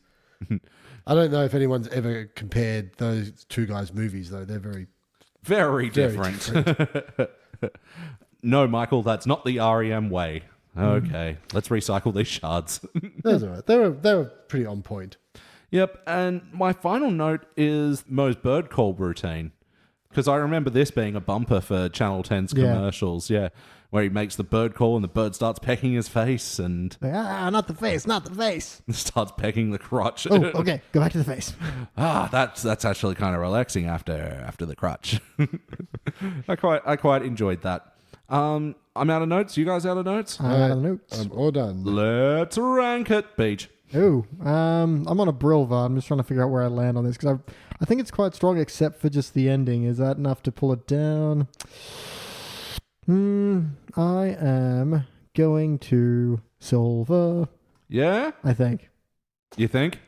Let's see, bronze, silver, bronze, silver, bronze. I'm gonna sit on silver for a little bit. Let me see how I feel because I'm not 100% sold on myself. Fair enough. This is kind of an easy bronze for me. I went into it tonight thinking it had come out silver, but honestly, in comparison to a lot of episodes we've watched, and also some season 13 episodes we watched, this one just sort of lags a little bit, but it's still ultimately good.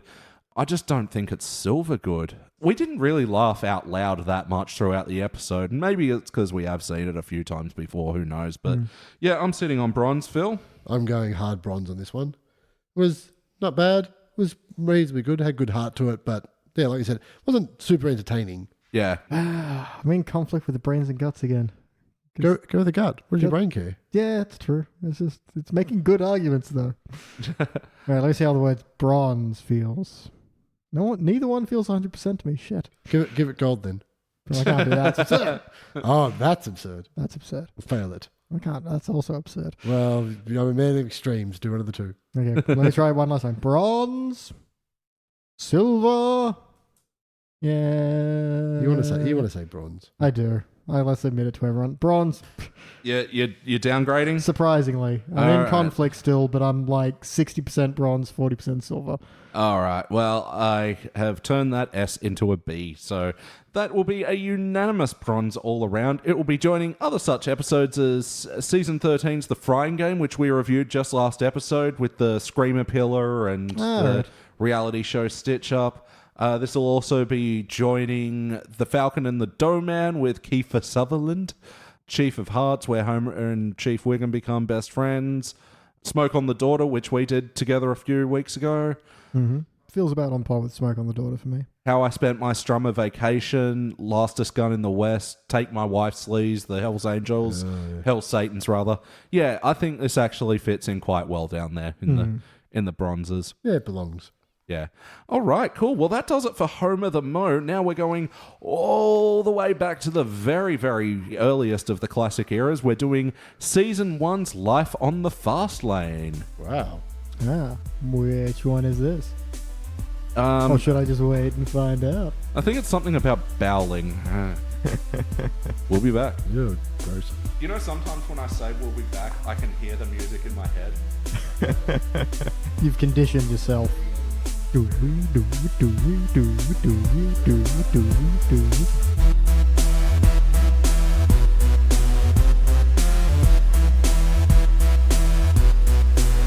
And we are back, and we just watched our classic and final episode for the evening. This was Season 1, Episode 9, Life on the Fast Lane. It was first released in March of 1990, and it was written by John Swartzwelder. Good old Schmaltzy. In this episode, after buying Marge a birthday gift that was a bowling ball clearly for himself, Marge starts going bowling out of spite and starts taking lessons from the very sexy, very sensual Jacques. So yeah, the episode explores Marge straying away from Homer, and yeah, guys, what did you think? I liked it. Yeah, it's a great episode. Yeah, very much in the heart zone, this one. It actually sort of felt devoid of jokes a lot. Yeah, not as joke heavy, but in terms of plot and character. And seeing as what episode was this from Season 1? Number 9. Number 9. So there's a lot of world building going on in this one. Yeah. This is from, as far as I know, the first appearance of the singing sirloin. Yeah. First appearance of Helen Lovejoy, probably. Probably. The Bolorama. Yeah, which is a curiosity in The Simpsons that it's called Barney's Bolorama, but it's clearly not owned by Barney. I suppose there's more than one Barney in town. Yeah. Presumably. That's true, but... Or maybe there's a really interesting story where Barney was originally the owner of that bowl, and then but his alcoholism. He fell from grace, and he had to sell it to his brother Starney. Well, that's how people name their children. Shut up. correct me if I'm wrong. Okay, there are two lines. There's one where Barney works there and literally says, "I couldn't give a lane to my own mother," and then his mother's like, "I have no son." And another one where Homer goes to apply to a job there, and Barney's like, "Of course I can get you a job. Can my friend Homer have a job?" "Sure." Barney, you're fired. Yeah. So he does work there. Maybe it was a family-owned thing, and it's like his Uncle Barney or something. Yeah, well, it's something that always bugged me, and I remember bringing this up with my brothers at one point, and they go, "You fucking idiot. Did you forget what business parents own?" And yeah, my parents owned Clint's Crazy Bargains, and that was named after the co-owner's kid. So yeah, Clint never worked at a Clint's Crazy Bargains, Yeah, but it was his. And you need the alliteration for that. You can't have Alan's Crazy Bargains. Yeah. Well, Steve's Bolorama. Yeah, No. but they soon found out with Clint you can't spell it in capital letters on a business front. Because it becomes not Clint. No. And yeah, just jumping ahead to the guest stars, why not? Because he features so prominently in this episode. Albert Brooks as Jacques, and yeah, you might know him, Simpsons fans, as being Hank Scorpio, and he is such an absolute talent. In this, everything he says is genius. Yeah. I heard that there was a fair bit of improv with him and Julie Kavner. Not a lot of it made it in the episode, of course, but there is a special feature on the Season 1 DVD, which is like 5 minutes of Julie Kavner and Albert Brooks just sort of back and forth and sort of laughing their way. I kind of want to see that, because like I said, I love all of Jack's lines, especially when he's like, "Now throw, damn you." Yeah. It is not quite breakfast. This is not quite lunch, but it comes with a slice of cantaloupe. You don't get all you would at breakfast, but you get a damn good meal.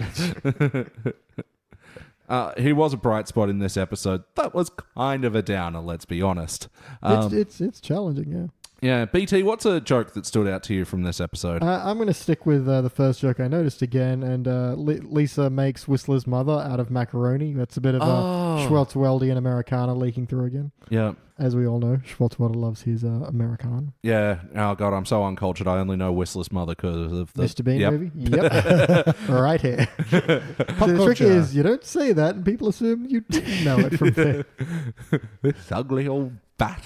Take the advice that Bart gave Homer that Homer gave Bart. It's just don't say anything and make anything worse. Yeah. That initial birthday breakfast in bed sequence was actually pretty good, and like overcompensating with the pancakes. And yeah, and I really like the callback later. It's a very kid thing where Bart gives Marge the perfume. He's like, wait, why aren't you wearing it right now? And she was like, oh, I don't want to ruin it. It's like, no, this means you don't like it. You're going to have to wear it. There's gallons of it. Yeah. Yeah.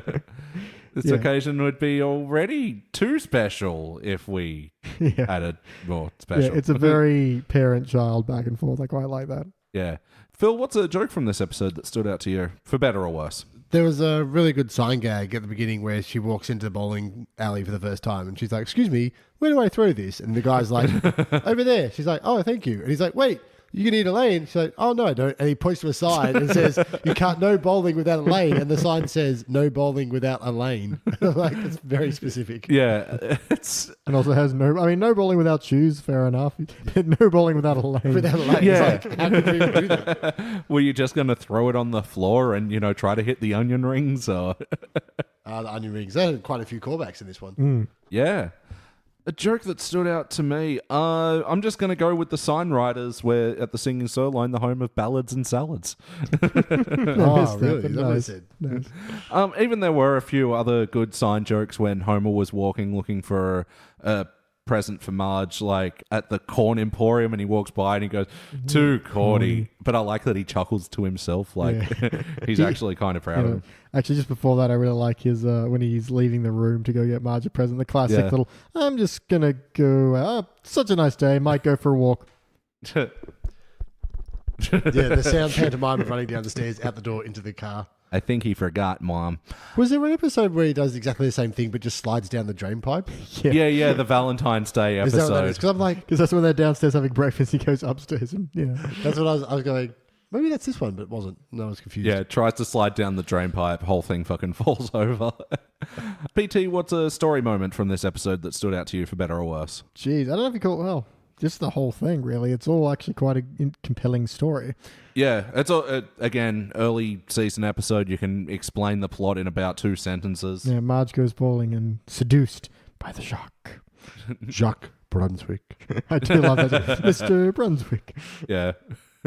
And his line when talking about the Homer ball, some people have unnecessary attachments to heavy, clumsy Yeah, before things. he really knows. And I also, actually, the plot point I'm going to bring up is later on when he gives Marge the glove and she's like, oh, it fits my hand and it has my name on it. It was clearly meant for me.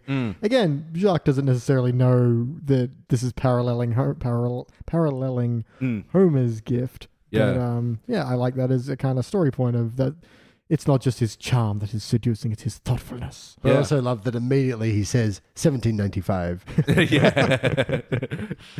Just in case you're thinking of reimbursing. Yeah. I think that was an important story moment because there was something that also always bugged me about the scene in the Singing Sirloin where Marge is getting the birthday song and they call her Mrs. Homer Simpson. Yeah. And I think that was more just a sign of the times, what you'd do at the time. You'd refer to a woman as the wife of Mr., I don't know, I think... But in the 90s, probably not. Like, I know our grandmother was listed on, like, bank accounts and stuff as our grandfather's name, like Mrs. Harold.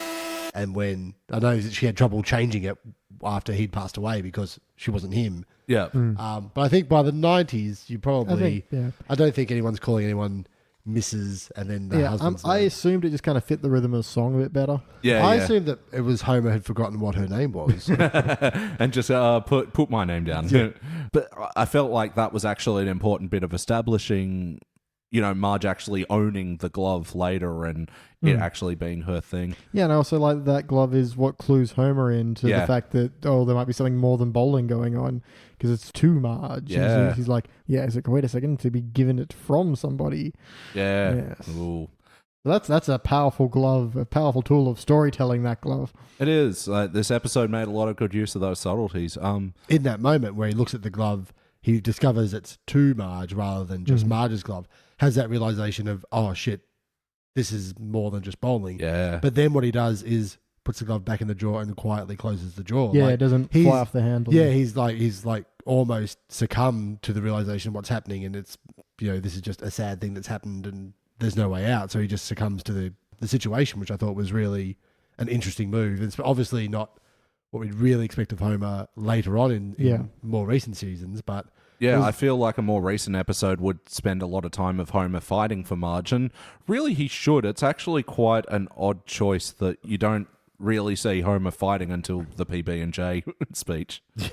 Yeah, which is again very cute and very like he's saying so much, but he's just talking about peanut butter and jelly. But he's also just still being old juvenile Homer. Just but there's a lot like this episode has just a ton. Actually, it's mostly all subtext. Yeah, like all the talk between Jock and Marge is all not very subtle subtext, but all subtext, and then there's so many other things where the thing being said isn't what's being said throughout the whole episode, that I think that's where that kind of... This is a really heartfelt episode the whole way through, and you're happy at the end when they kind of get back together. And like it really pulls you along, and I think it's because it doesn't stop and say, hey, this is what we're talking about and this is what we're talking about, but you kind of get those moments from the characters, which is great. Yeah, it doesn't stop and say, here's a spoiler about our marriage, it's not going so well at the moment. Yeah. Like it's literally, I think that's what I really like about this one. It's all just in between the lines. Yeah, and I think one of my favorite line in the whole episode, which I hadn't really noticed before, was after Homer gives you make peanut butter and jelly sandwiches like nobody else can, and he's like, all right, well, I just thought I'd let you know that. And then he says, goodbye, my wife, and walks out. And I'm like, oh shit, that they've really thought about how this works in a way of you say things that you like, the subtext running through everything, and it really made a big difference to that episode. Yeah, absolutely. And I'd say the story moment for me that stood out was actually Bart and Lisa's reaction into this. This wasn't my complaint where it feels like they were filling up the line quota, because it kind of was. It was just like making sure that they were a part of this story, but they really went to the effort to make sure they were showing how this was affecting the kids. Yeah, not only that was probably where you got most of the jokes from in a little bit later in the episode. Where Bart's like, I'm not in denial. No, I'm not. No, I'm not. I stand corrected. And he's like, Lisa, I think I just hit fear. Can you help me? He's like, sorry, I can't help. I'm in the 5th stage self-pity. Yeah. No, that was fun. And Bart's whole trying to pep Homer up because, you can tell he's finally clued in, oh, shit, something's not good here. Just throws baseball and just... You didn't even say ow. Oh, sorry. Ow. Lisa's smartness as well, just sort of seeing the overcompensation. And there was another little subtle bit there where Marge goes, oh, I'm going bowling again tonight, so Homer will take care of dinner. And Bart goes, oh, Wednesday, hoagies. Yeah. So that's just a little subtle thing to say, this is going on. This has been going on long enough for there to be a routine. Yeah, it's been at least a week. Yeah. Yeah.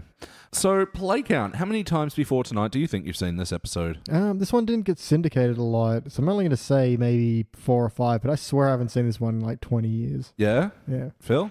I reckon I've seen this probably upwards of 10. Yeah. But not for a long time. I've actually seen it a whole bunch. It's actually one that I started avoiding a lot when I'd watch season 1 because it is a heavy episode, to be fair. You don't watch it for fun, no. Yeah. To be fair, I don't actually revisit season 1 that often. It's just sort of like a curiosity for me more than anything. But I actually came in tonight thinking that I'd actually rank this one quite low. Oh, really? Yeah. But I might be turned around. This old cynic maybe has a heart. True. I mean, but it is like, it's not a funny episode, and there's a couple of little jokes, but they're not laugh out loud ones. And I think it's, it wasn't really, by that stage, I think The Simpsons wasn't a comedy show. I think it was just a cartoon show that was trying to be, I guess, a little bit comedy, a little bit drama. A little bit tool time and stuff, like all that type of stuff, but it was still trying to be a stand-up show by itself. It wasn't a kid show and it wasn't a comedy show, but having seen it a lot of times, I was like, when we said what it was, I'm like, I know this one. Yeah. It's okay. But then watching it again, I'm like, it's not what you expect from a Simpsons now, but I think it's a great ep. Yeah, absolutely. Is there any impactful moments from this episode, quotes and stuff that have stuck with you over the years? Everything about brunch. Yep, definitely. I still really like... my mind says no, my heart and my hips cry proceed. cry proceed. I don't really have many quotable quotes out of this one, I don't think, not a lot, but there's a lot of things that I got this watching that I hadn't really paid attention to before.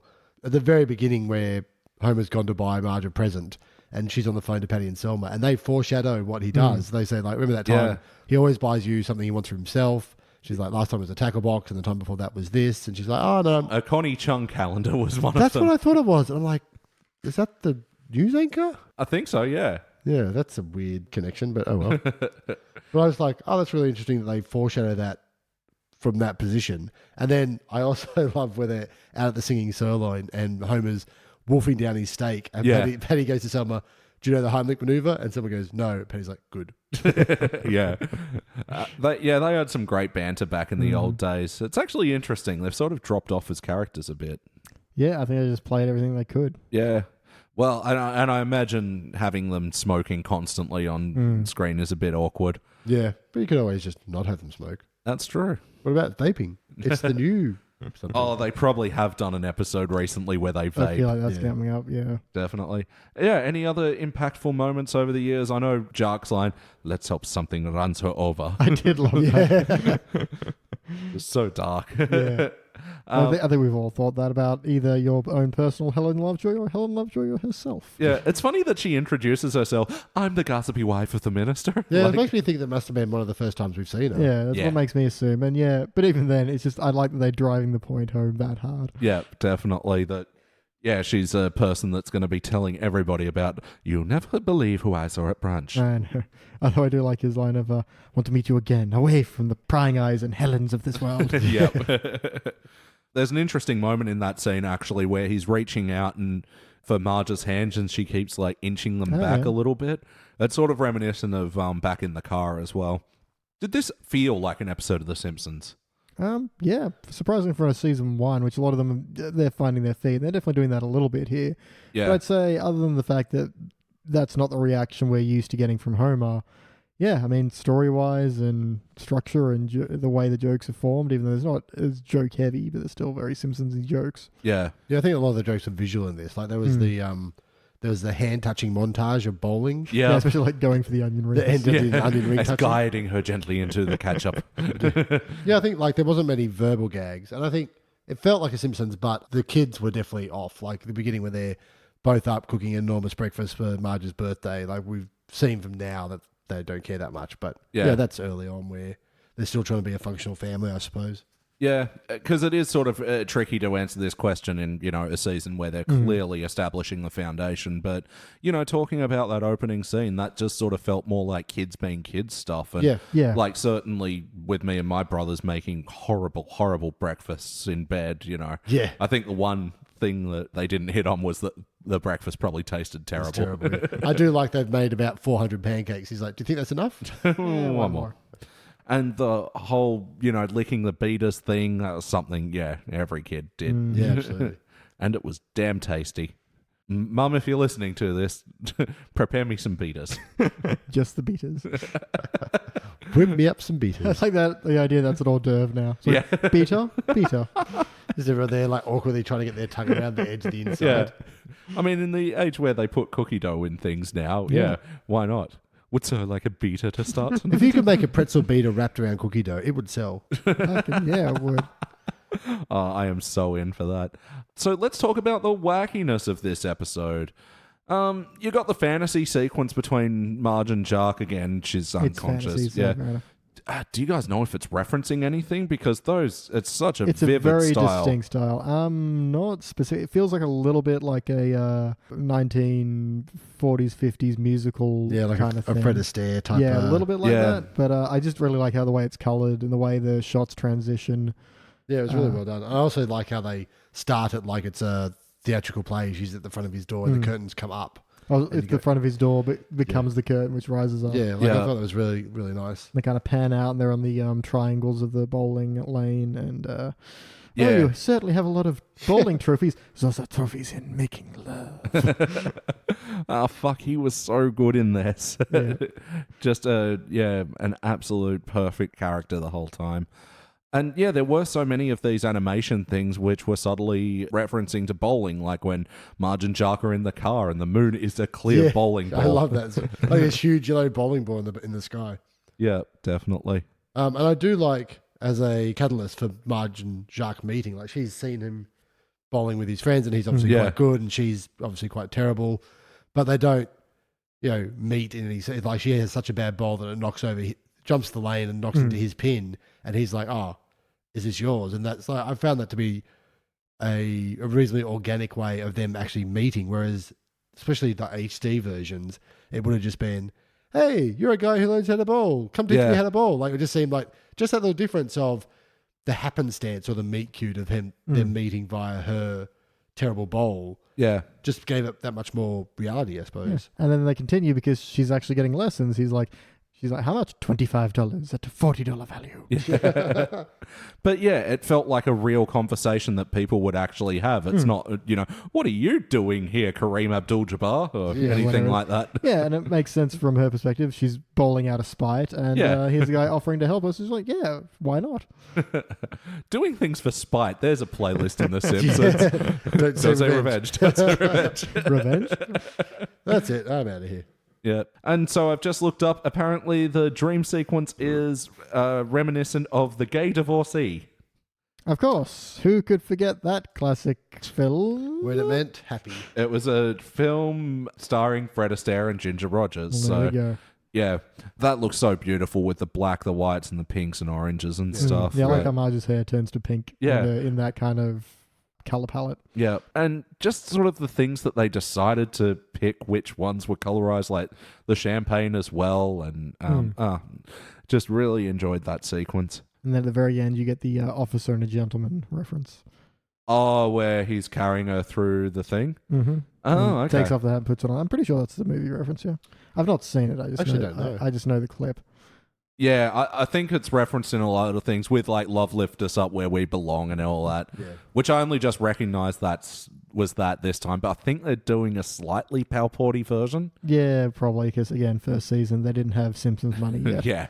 What is Palporty? You said that twice now. Oh, right. Concept of like when the Simpsons do jokes like... A McDougal's instead of McDonald's. Right. So and Cosmic Wars instead of Star Wars. It comes from, how bargain stores will have parallel imports. Yeah, right. Instead of Vegemite, they'll have... Don't say Vegemite. I know. I was trying to go through different... Vogelmite. Yeah. Yeah, right. So just an off-brand, but like an off-brand of a music sample. And intentionally referencing off-brand. Yeah, I right. suppose. Yeah, just changing it just enough so you don't have to pay anybody. Yeah. Like you get all the production music that says, sounds like Jurassic Park. Yeah. And yeah, especially with these music numbers, definitely in the first season, they couldn't afford that stuff. Yeah, for sure. So yeah, not too many wacky moments though. I think baseball to the head and maybe tongue in the mixers. Yeah, that's about it. Yeah, that's about all. Yeah, those were the only real cartoony moments. But conversely, the heart. Okay, this is a big question. All of it. All the heart is here. Yeah, like I said, I think it was an interesting choice to make Homer really despondent in this. Well, I think it's like his reference to being powerless in that scenario. Or maybe just not knowing what to do. Yeah, I think a mix of not knowing what to do or feeling like this has been such a long-running thing, he doesn't know what to do about it. Yeah, he didn't have to try before. Yeah, well, he's realised, all this time he's been taking it for granted, and I suppose this is one of the few references where he realises taking Marge for granted, but that it's been going on for so long he feels like he can't do anything about it, whereas in other episodes he'll do one nice thing and that'll be enough. Yeah. And also someone tells him to do one nice thing. Like this he kind of came to on his own because he was operating on the advice Bart gave him of not saying anything to make it worse. Don't open your full mouth. Yeah, and then he had that moment where he's like, was going to say something and then didn't and walked away and then came back with the peanut butter and jelly analogy. Yeah, which is like the best thing he could think of to say, I appreciate all the small things you do for me every day. Yeah. Yeah, it was really nice. Yeah, saying stuff without saying stuff. I know. Subtext. Subtext is very important. Yeah, for instance, it's a submarine of words. The subtext of this show is cocaine. Get more. And sandwiches. Cocaine sandwiches. That would be mine. That's a podcast. Cocaine and sandwiches. Yeah. How do you like sandwiches? I do. Okay, that's the end of the show. It's next week. Okay, it's next week now.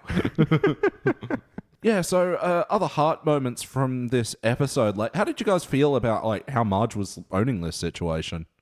Wait, what's the whole Jacques situation? Or yeah.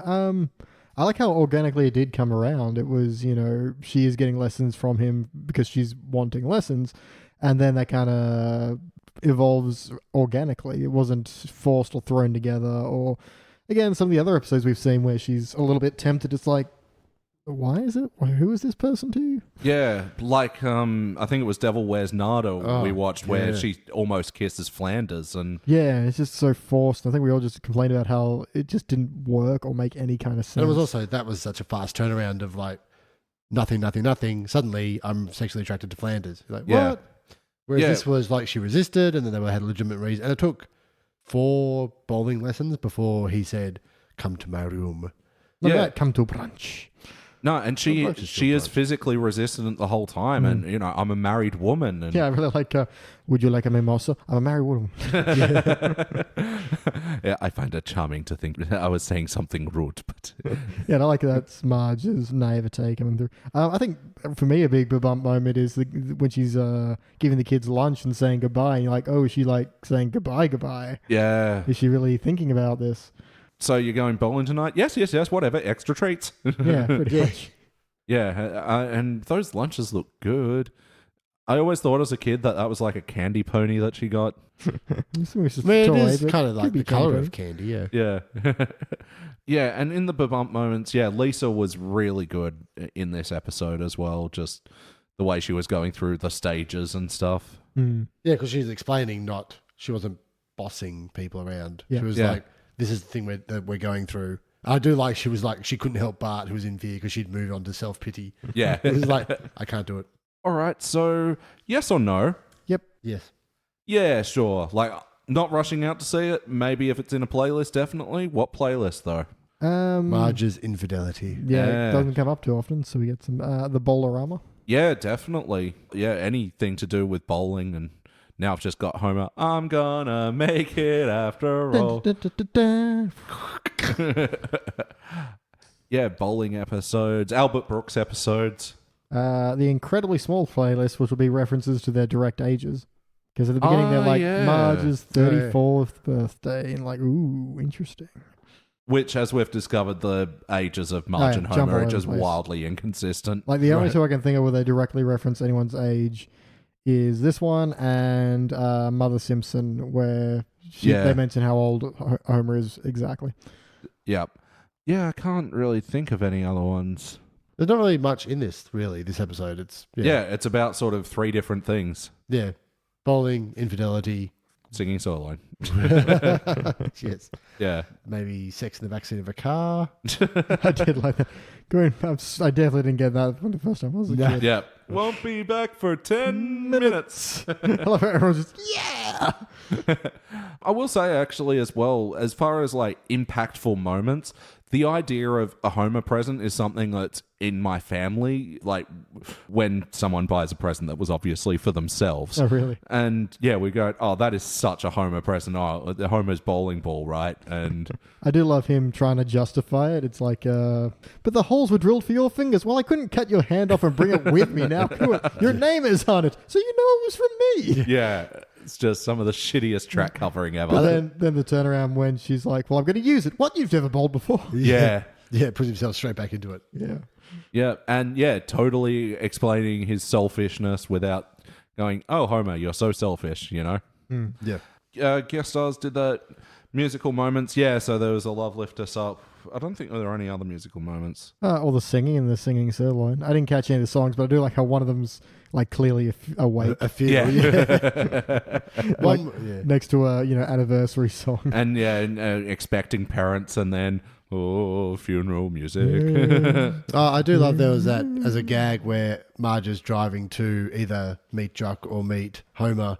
And she's like drives past and stops at the lights, and she sees a couple come out of a church. Yep. And then she stops and she sees kids playing in the park. And then she stops and she sees old people walking down the path. And she stops next to 2 tombstones next to each other. And then she stops outside a costume shop and there's 2 skeletons. Yeah. I was like, yeah, that's very good. And I also kind of like the absurdity of there being a sign, and one says power plant and one says Fiesta Terrace. Terrace. Like, what were the odds that sign would be there? The exact fork in the road she needed. Yeah, Danny had a good word for it. It was a coincidence drive or decision-making boulevard or something along those lines. The boulevard of making decisions. Yeah, and then, coming up at the final fork in the road of consequence. And all right, we're almost there. BT, do you have any other notes? Where Homer's looking after the kids and he's like, okay, well, there's dinner.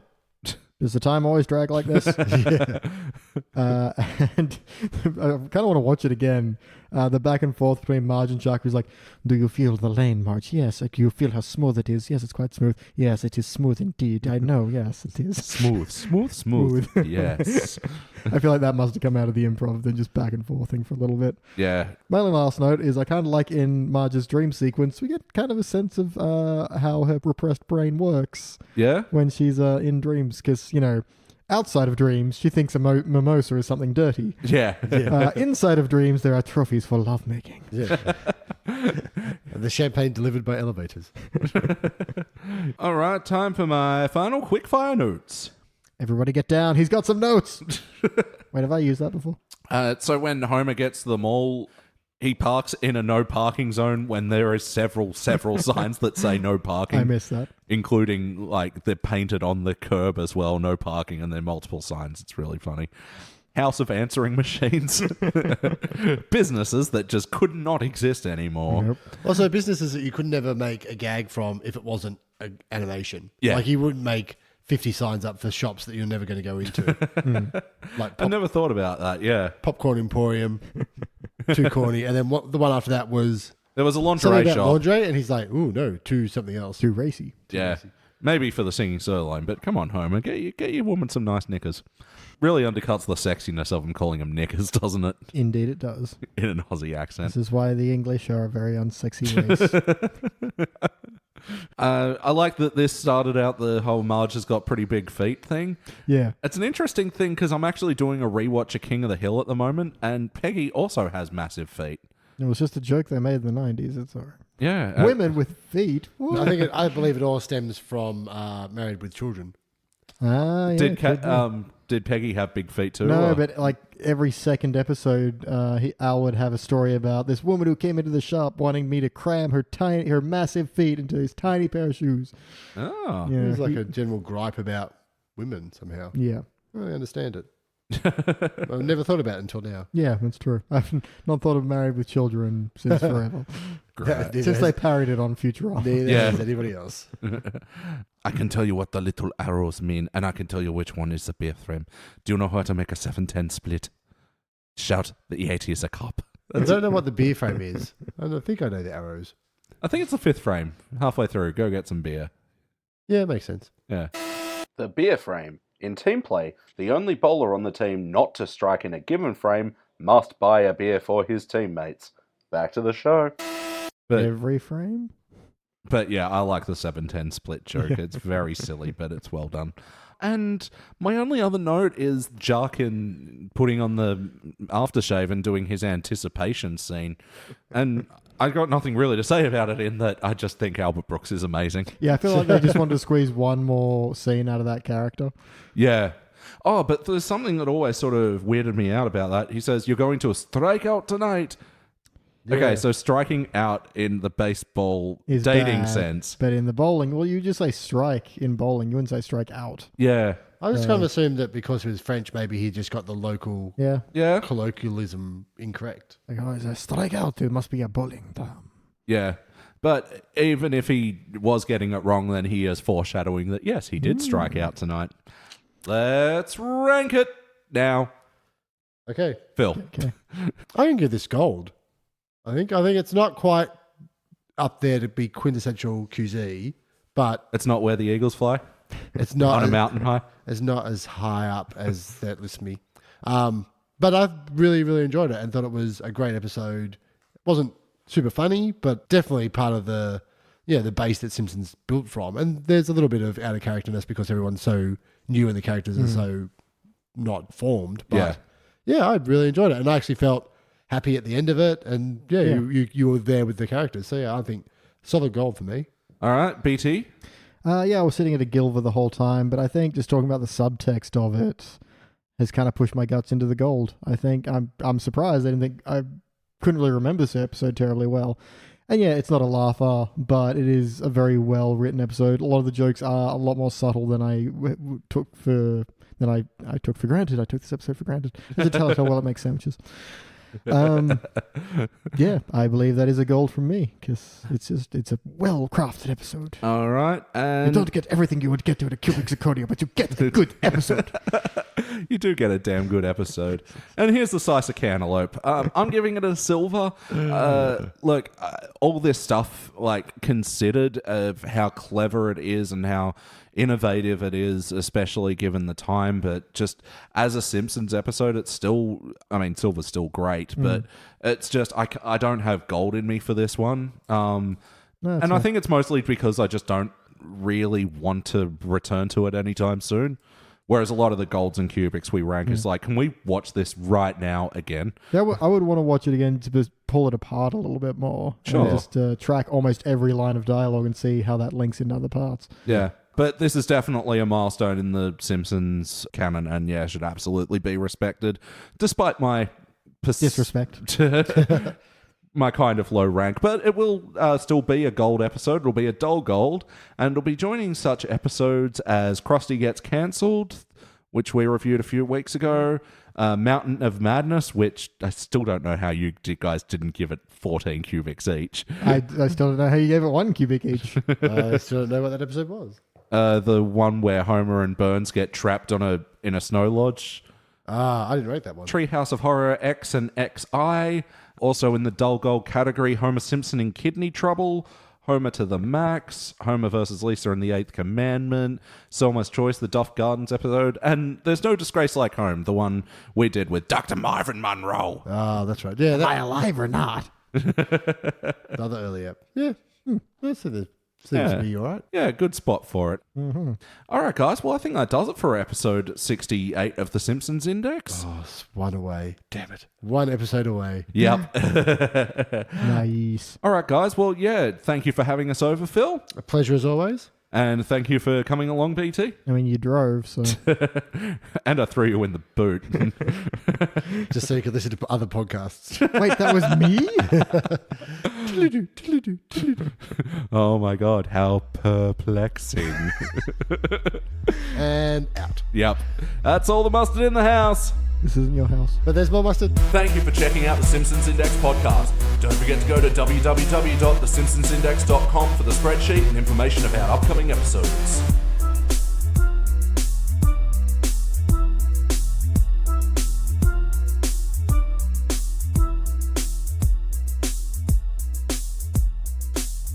And for today's extra content, Yo, I seem really quiet. But know- then I do my talking voice and it seems okay. Yep. Radio talking voice. You got to figure out your drive time name. I'm Smelly Elliot in the afternoon with Megan the Slut. To be fair, that would probably rate pretty well. Yeah, no, I'm not going to lie. I would listen to that. It's like, is she a slut? Or is that just the name? I was out with a guy the other night. Oh, Megan, you slut. Shut up. Anyway. Shut up, Smelly. You wish you could get with a guy. Smelly old Elliot. I made her English now. Yeah. You also have banter going where she's all like, you wish you could get with this. You just smell. Oh, Aruga. yeah. Lots of buttons. Lots of cowbell. It's cold and it smells. So did you have some bang? No. Yes. Just a little bit of woo, woo, woo. Ding, ding, ding. All right, you know what that means when Megan tells her slutty story. You call in for your chance to win $2,000 cash Of anal lube. from our sponsors at KY. I like that it's specifically that kind of lube. Because you don't want vag lube in your butt. And you don't want butt lube in your vag. Just walking away from that one. Oh, yeah, and that's the other thing, just while it's in my head. April Come She Will was also in Parks and Rec during April and Andy's wedding. Aw. That was the song she walked down the aisle to. Get me a girl called April. And come she will. So that's all you guys' notes? That's everything I got. All right, give me 1 second to do mine. Not many left. Give me 1 second in time. Just to find something that's mine. Give me 2 seconds in time. Seconds in time. Just realized I have to rhyme time twice. Should be theoretically easy then. But I've already used the one easy word I've already used up. Use time the seasoning. Still the same word in talk. Pimplemousse. You say pimplemousse? Pamplemousse. Okay. Pomplamoose? Pamplemousse. Compliments? It's French for grapefruit. Oh, nice. Way to go, France. Way to have a language. Les grands riz mangent les pamplemousses. What'd you say about my mother? Your grandmother wants grapefruit. Oh, wow. Because I've on snoring leave. Snoring leave. Yeah, Yep. what was the operation for exactly? So I had my deviated septum straightened. Oh, okay. So it was either surgery or 10 years worth of cocaine abuse. Turns out surgery, way cheaper. Yeah, no, that makes sense. Not as much fun. No. Also, you don't seem like the energetic person for cocaine. It just makes me sober. That's terrible. I'm like, yeah, I'm drunk. Oh, Everything's fine now. now I'm perfectly okay. That's how I feel, though. And then, like, the next day, people go, you were talking really intensely. Yeah, I don't know how I am on the outside. Inside, Yeah. I'm like, oh, it's a cool, breezy paddock. Yeah. It balances out, like, the sloppiness and the falling overness of drunk. Crazy. Fun drug. There you go, Cocaine. both. Try it today. Sponsor us? Sponsored by cocaine. This is brought to you by cocaine. I'm writing that down. That's funny. Our episodes are now only 20 minutes long, and we cover 6 episodes in that time. Yeah, if you listen to us in 1.5 speed, you literally won't hear anything. Sorry, getting there. He's getting there and he's writing some notes. Gonna summarize all his thoughts on the show. In quickfire question style. Which, to be perfectly honest, takes a little bit longer than quickfire would suggest. It's just a name, it's not a concept. That's fair. Just like fairy bread, not made from fairies. I mean, the original might have been. That's why they're extinct. Just, Yeah, I was just trying to think, going like, it'd be cool to play an instrument that you could do with short chipolata fingers. Yeah. I spoke to one guy once who was a bass player, and I was saying, "Oh, I'd love to play guitar, but I've got stubby fingers." And he's like, "So do I." I'm like, "How do you play guitar?" And he's like, "I play the bass." Yo. Yeah. I'm like, ah. So maybe I'll become one of those guys that talks only about bass players instead of bands. has very right. strong opinions on bass players. Yeah. Our stubby-fingered brothers would be happy to welcome you in. I feel like that's a club that I don't want to see the badge for. Phil, do you have any other notes? No, we've covered all the things that I've written down, but I'd really just didn't write that many notes because I was just enjoying the episode. Yeah. Yeah, there was a really natural flow to it that, was natural. I like your Almost as natural use of words. as that use of the Thank word natural. It was almost a segue that went nowhere. I was about, I nearly called it a segue. I'm like, no, it wasn't. It was the same it was the same way. Segues that go nowhere. All right.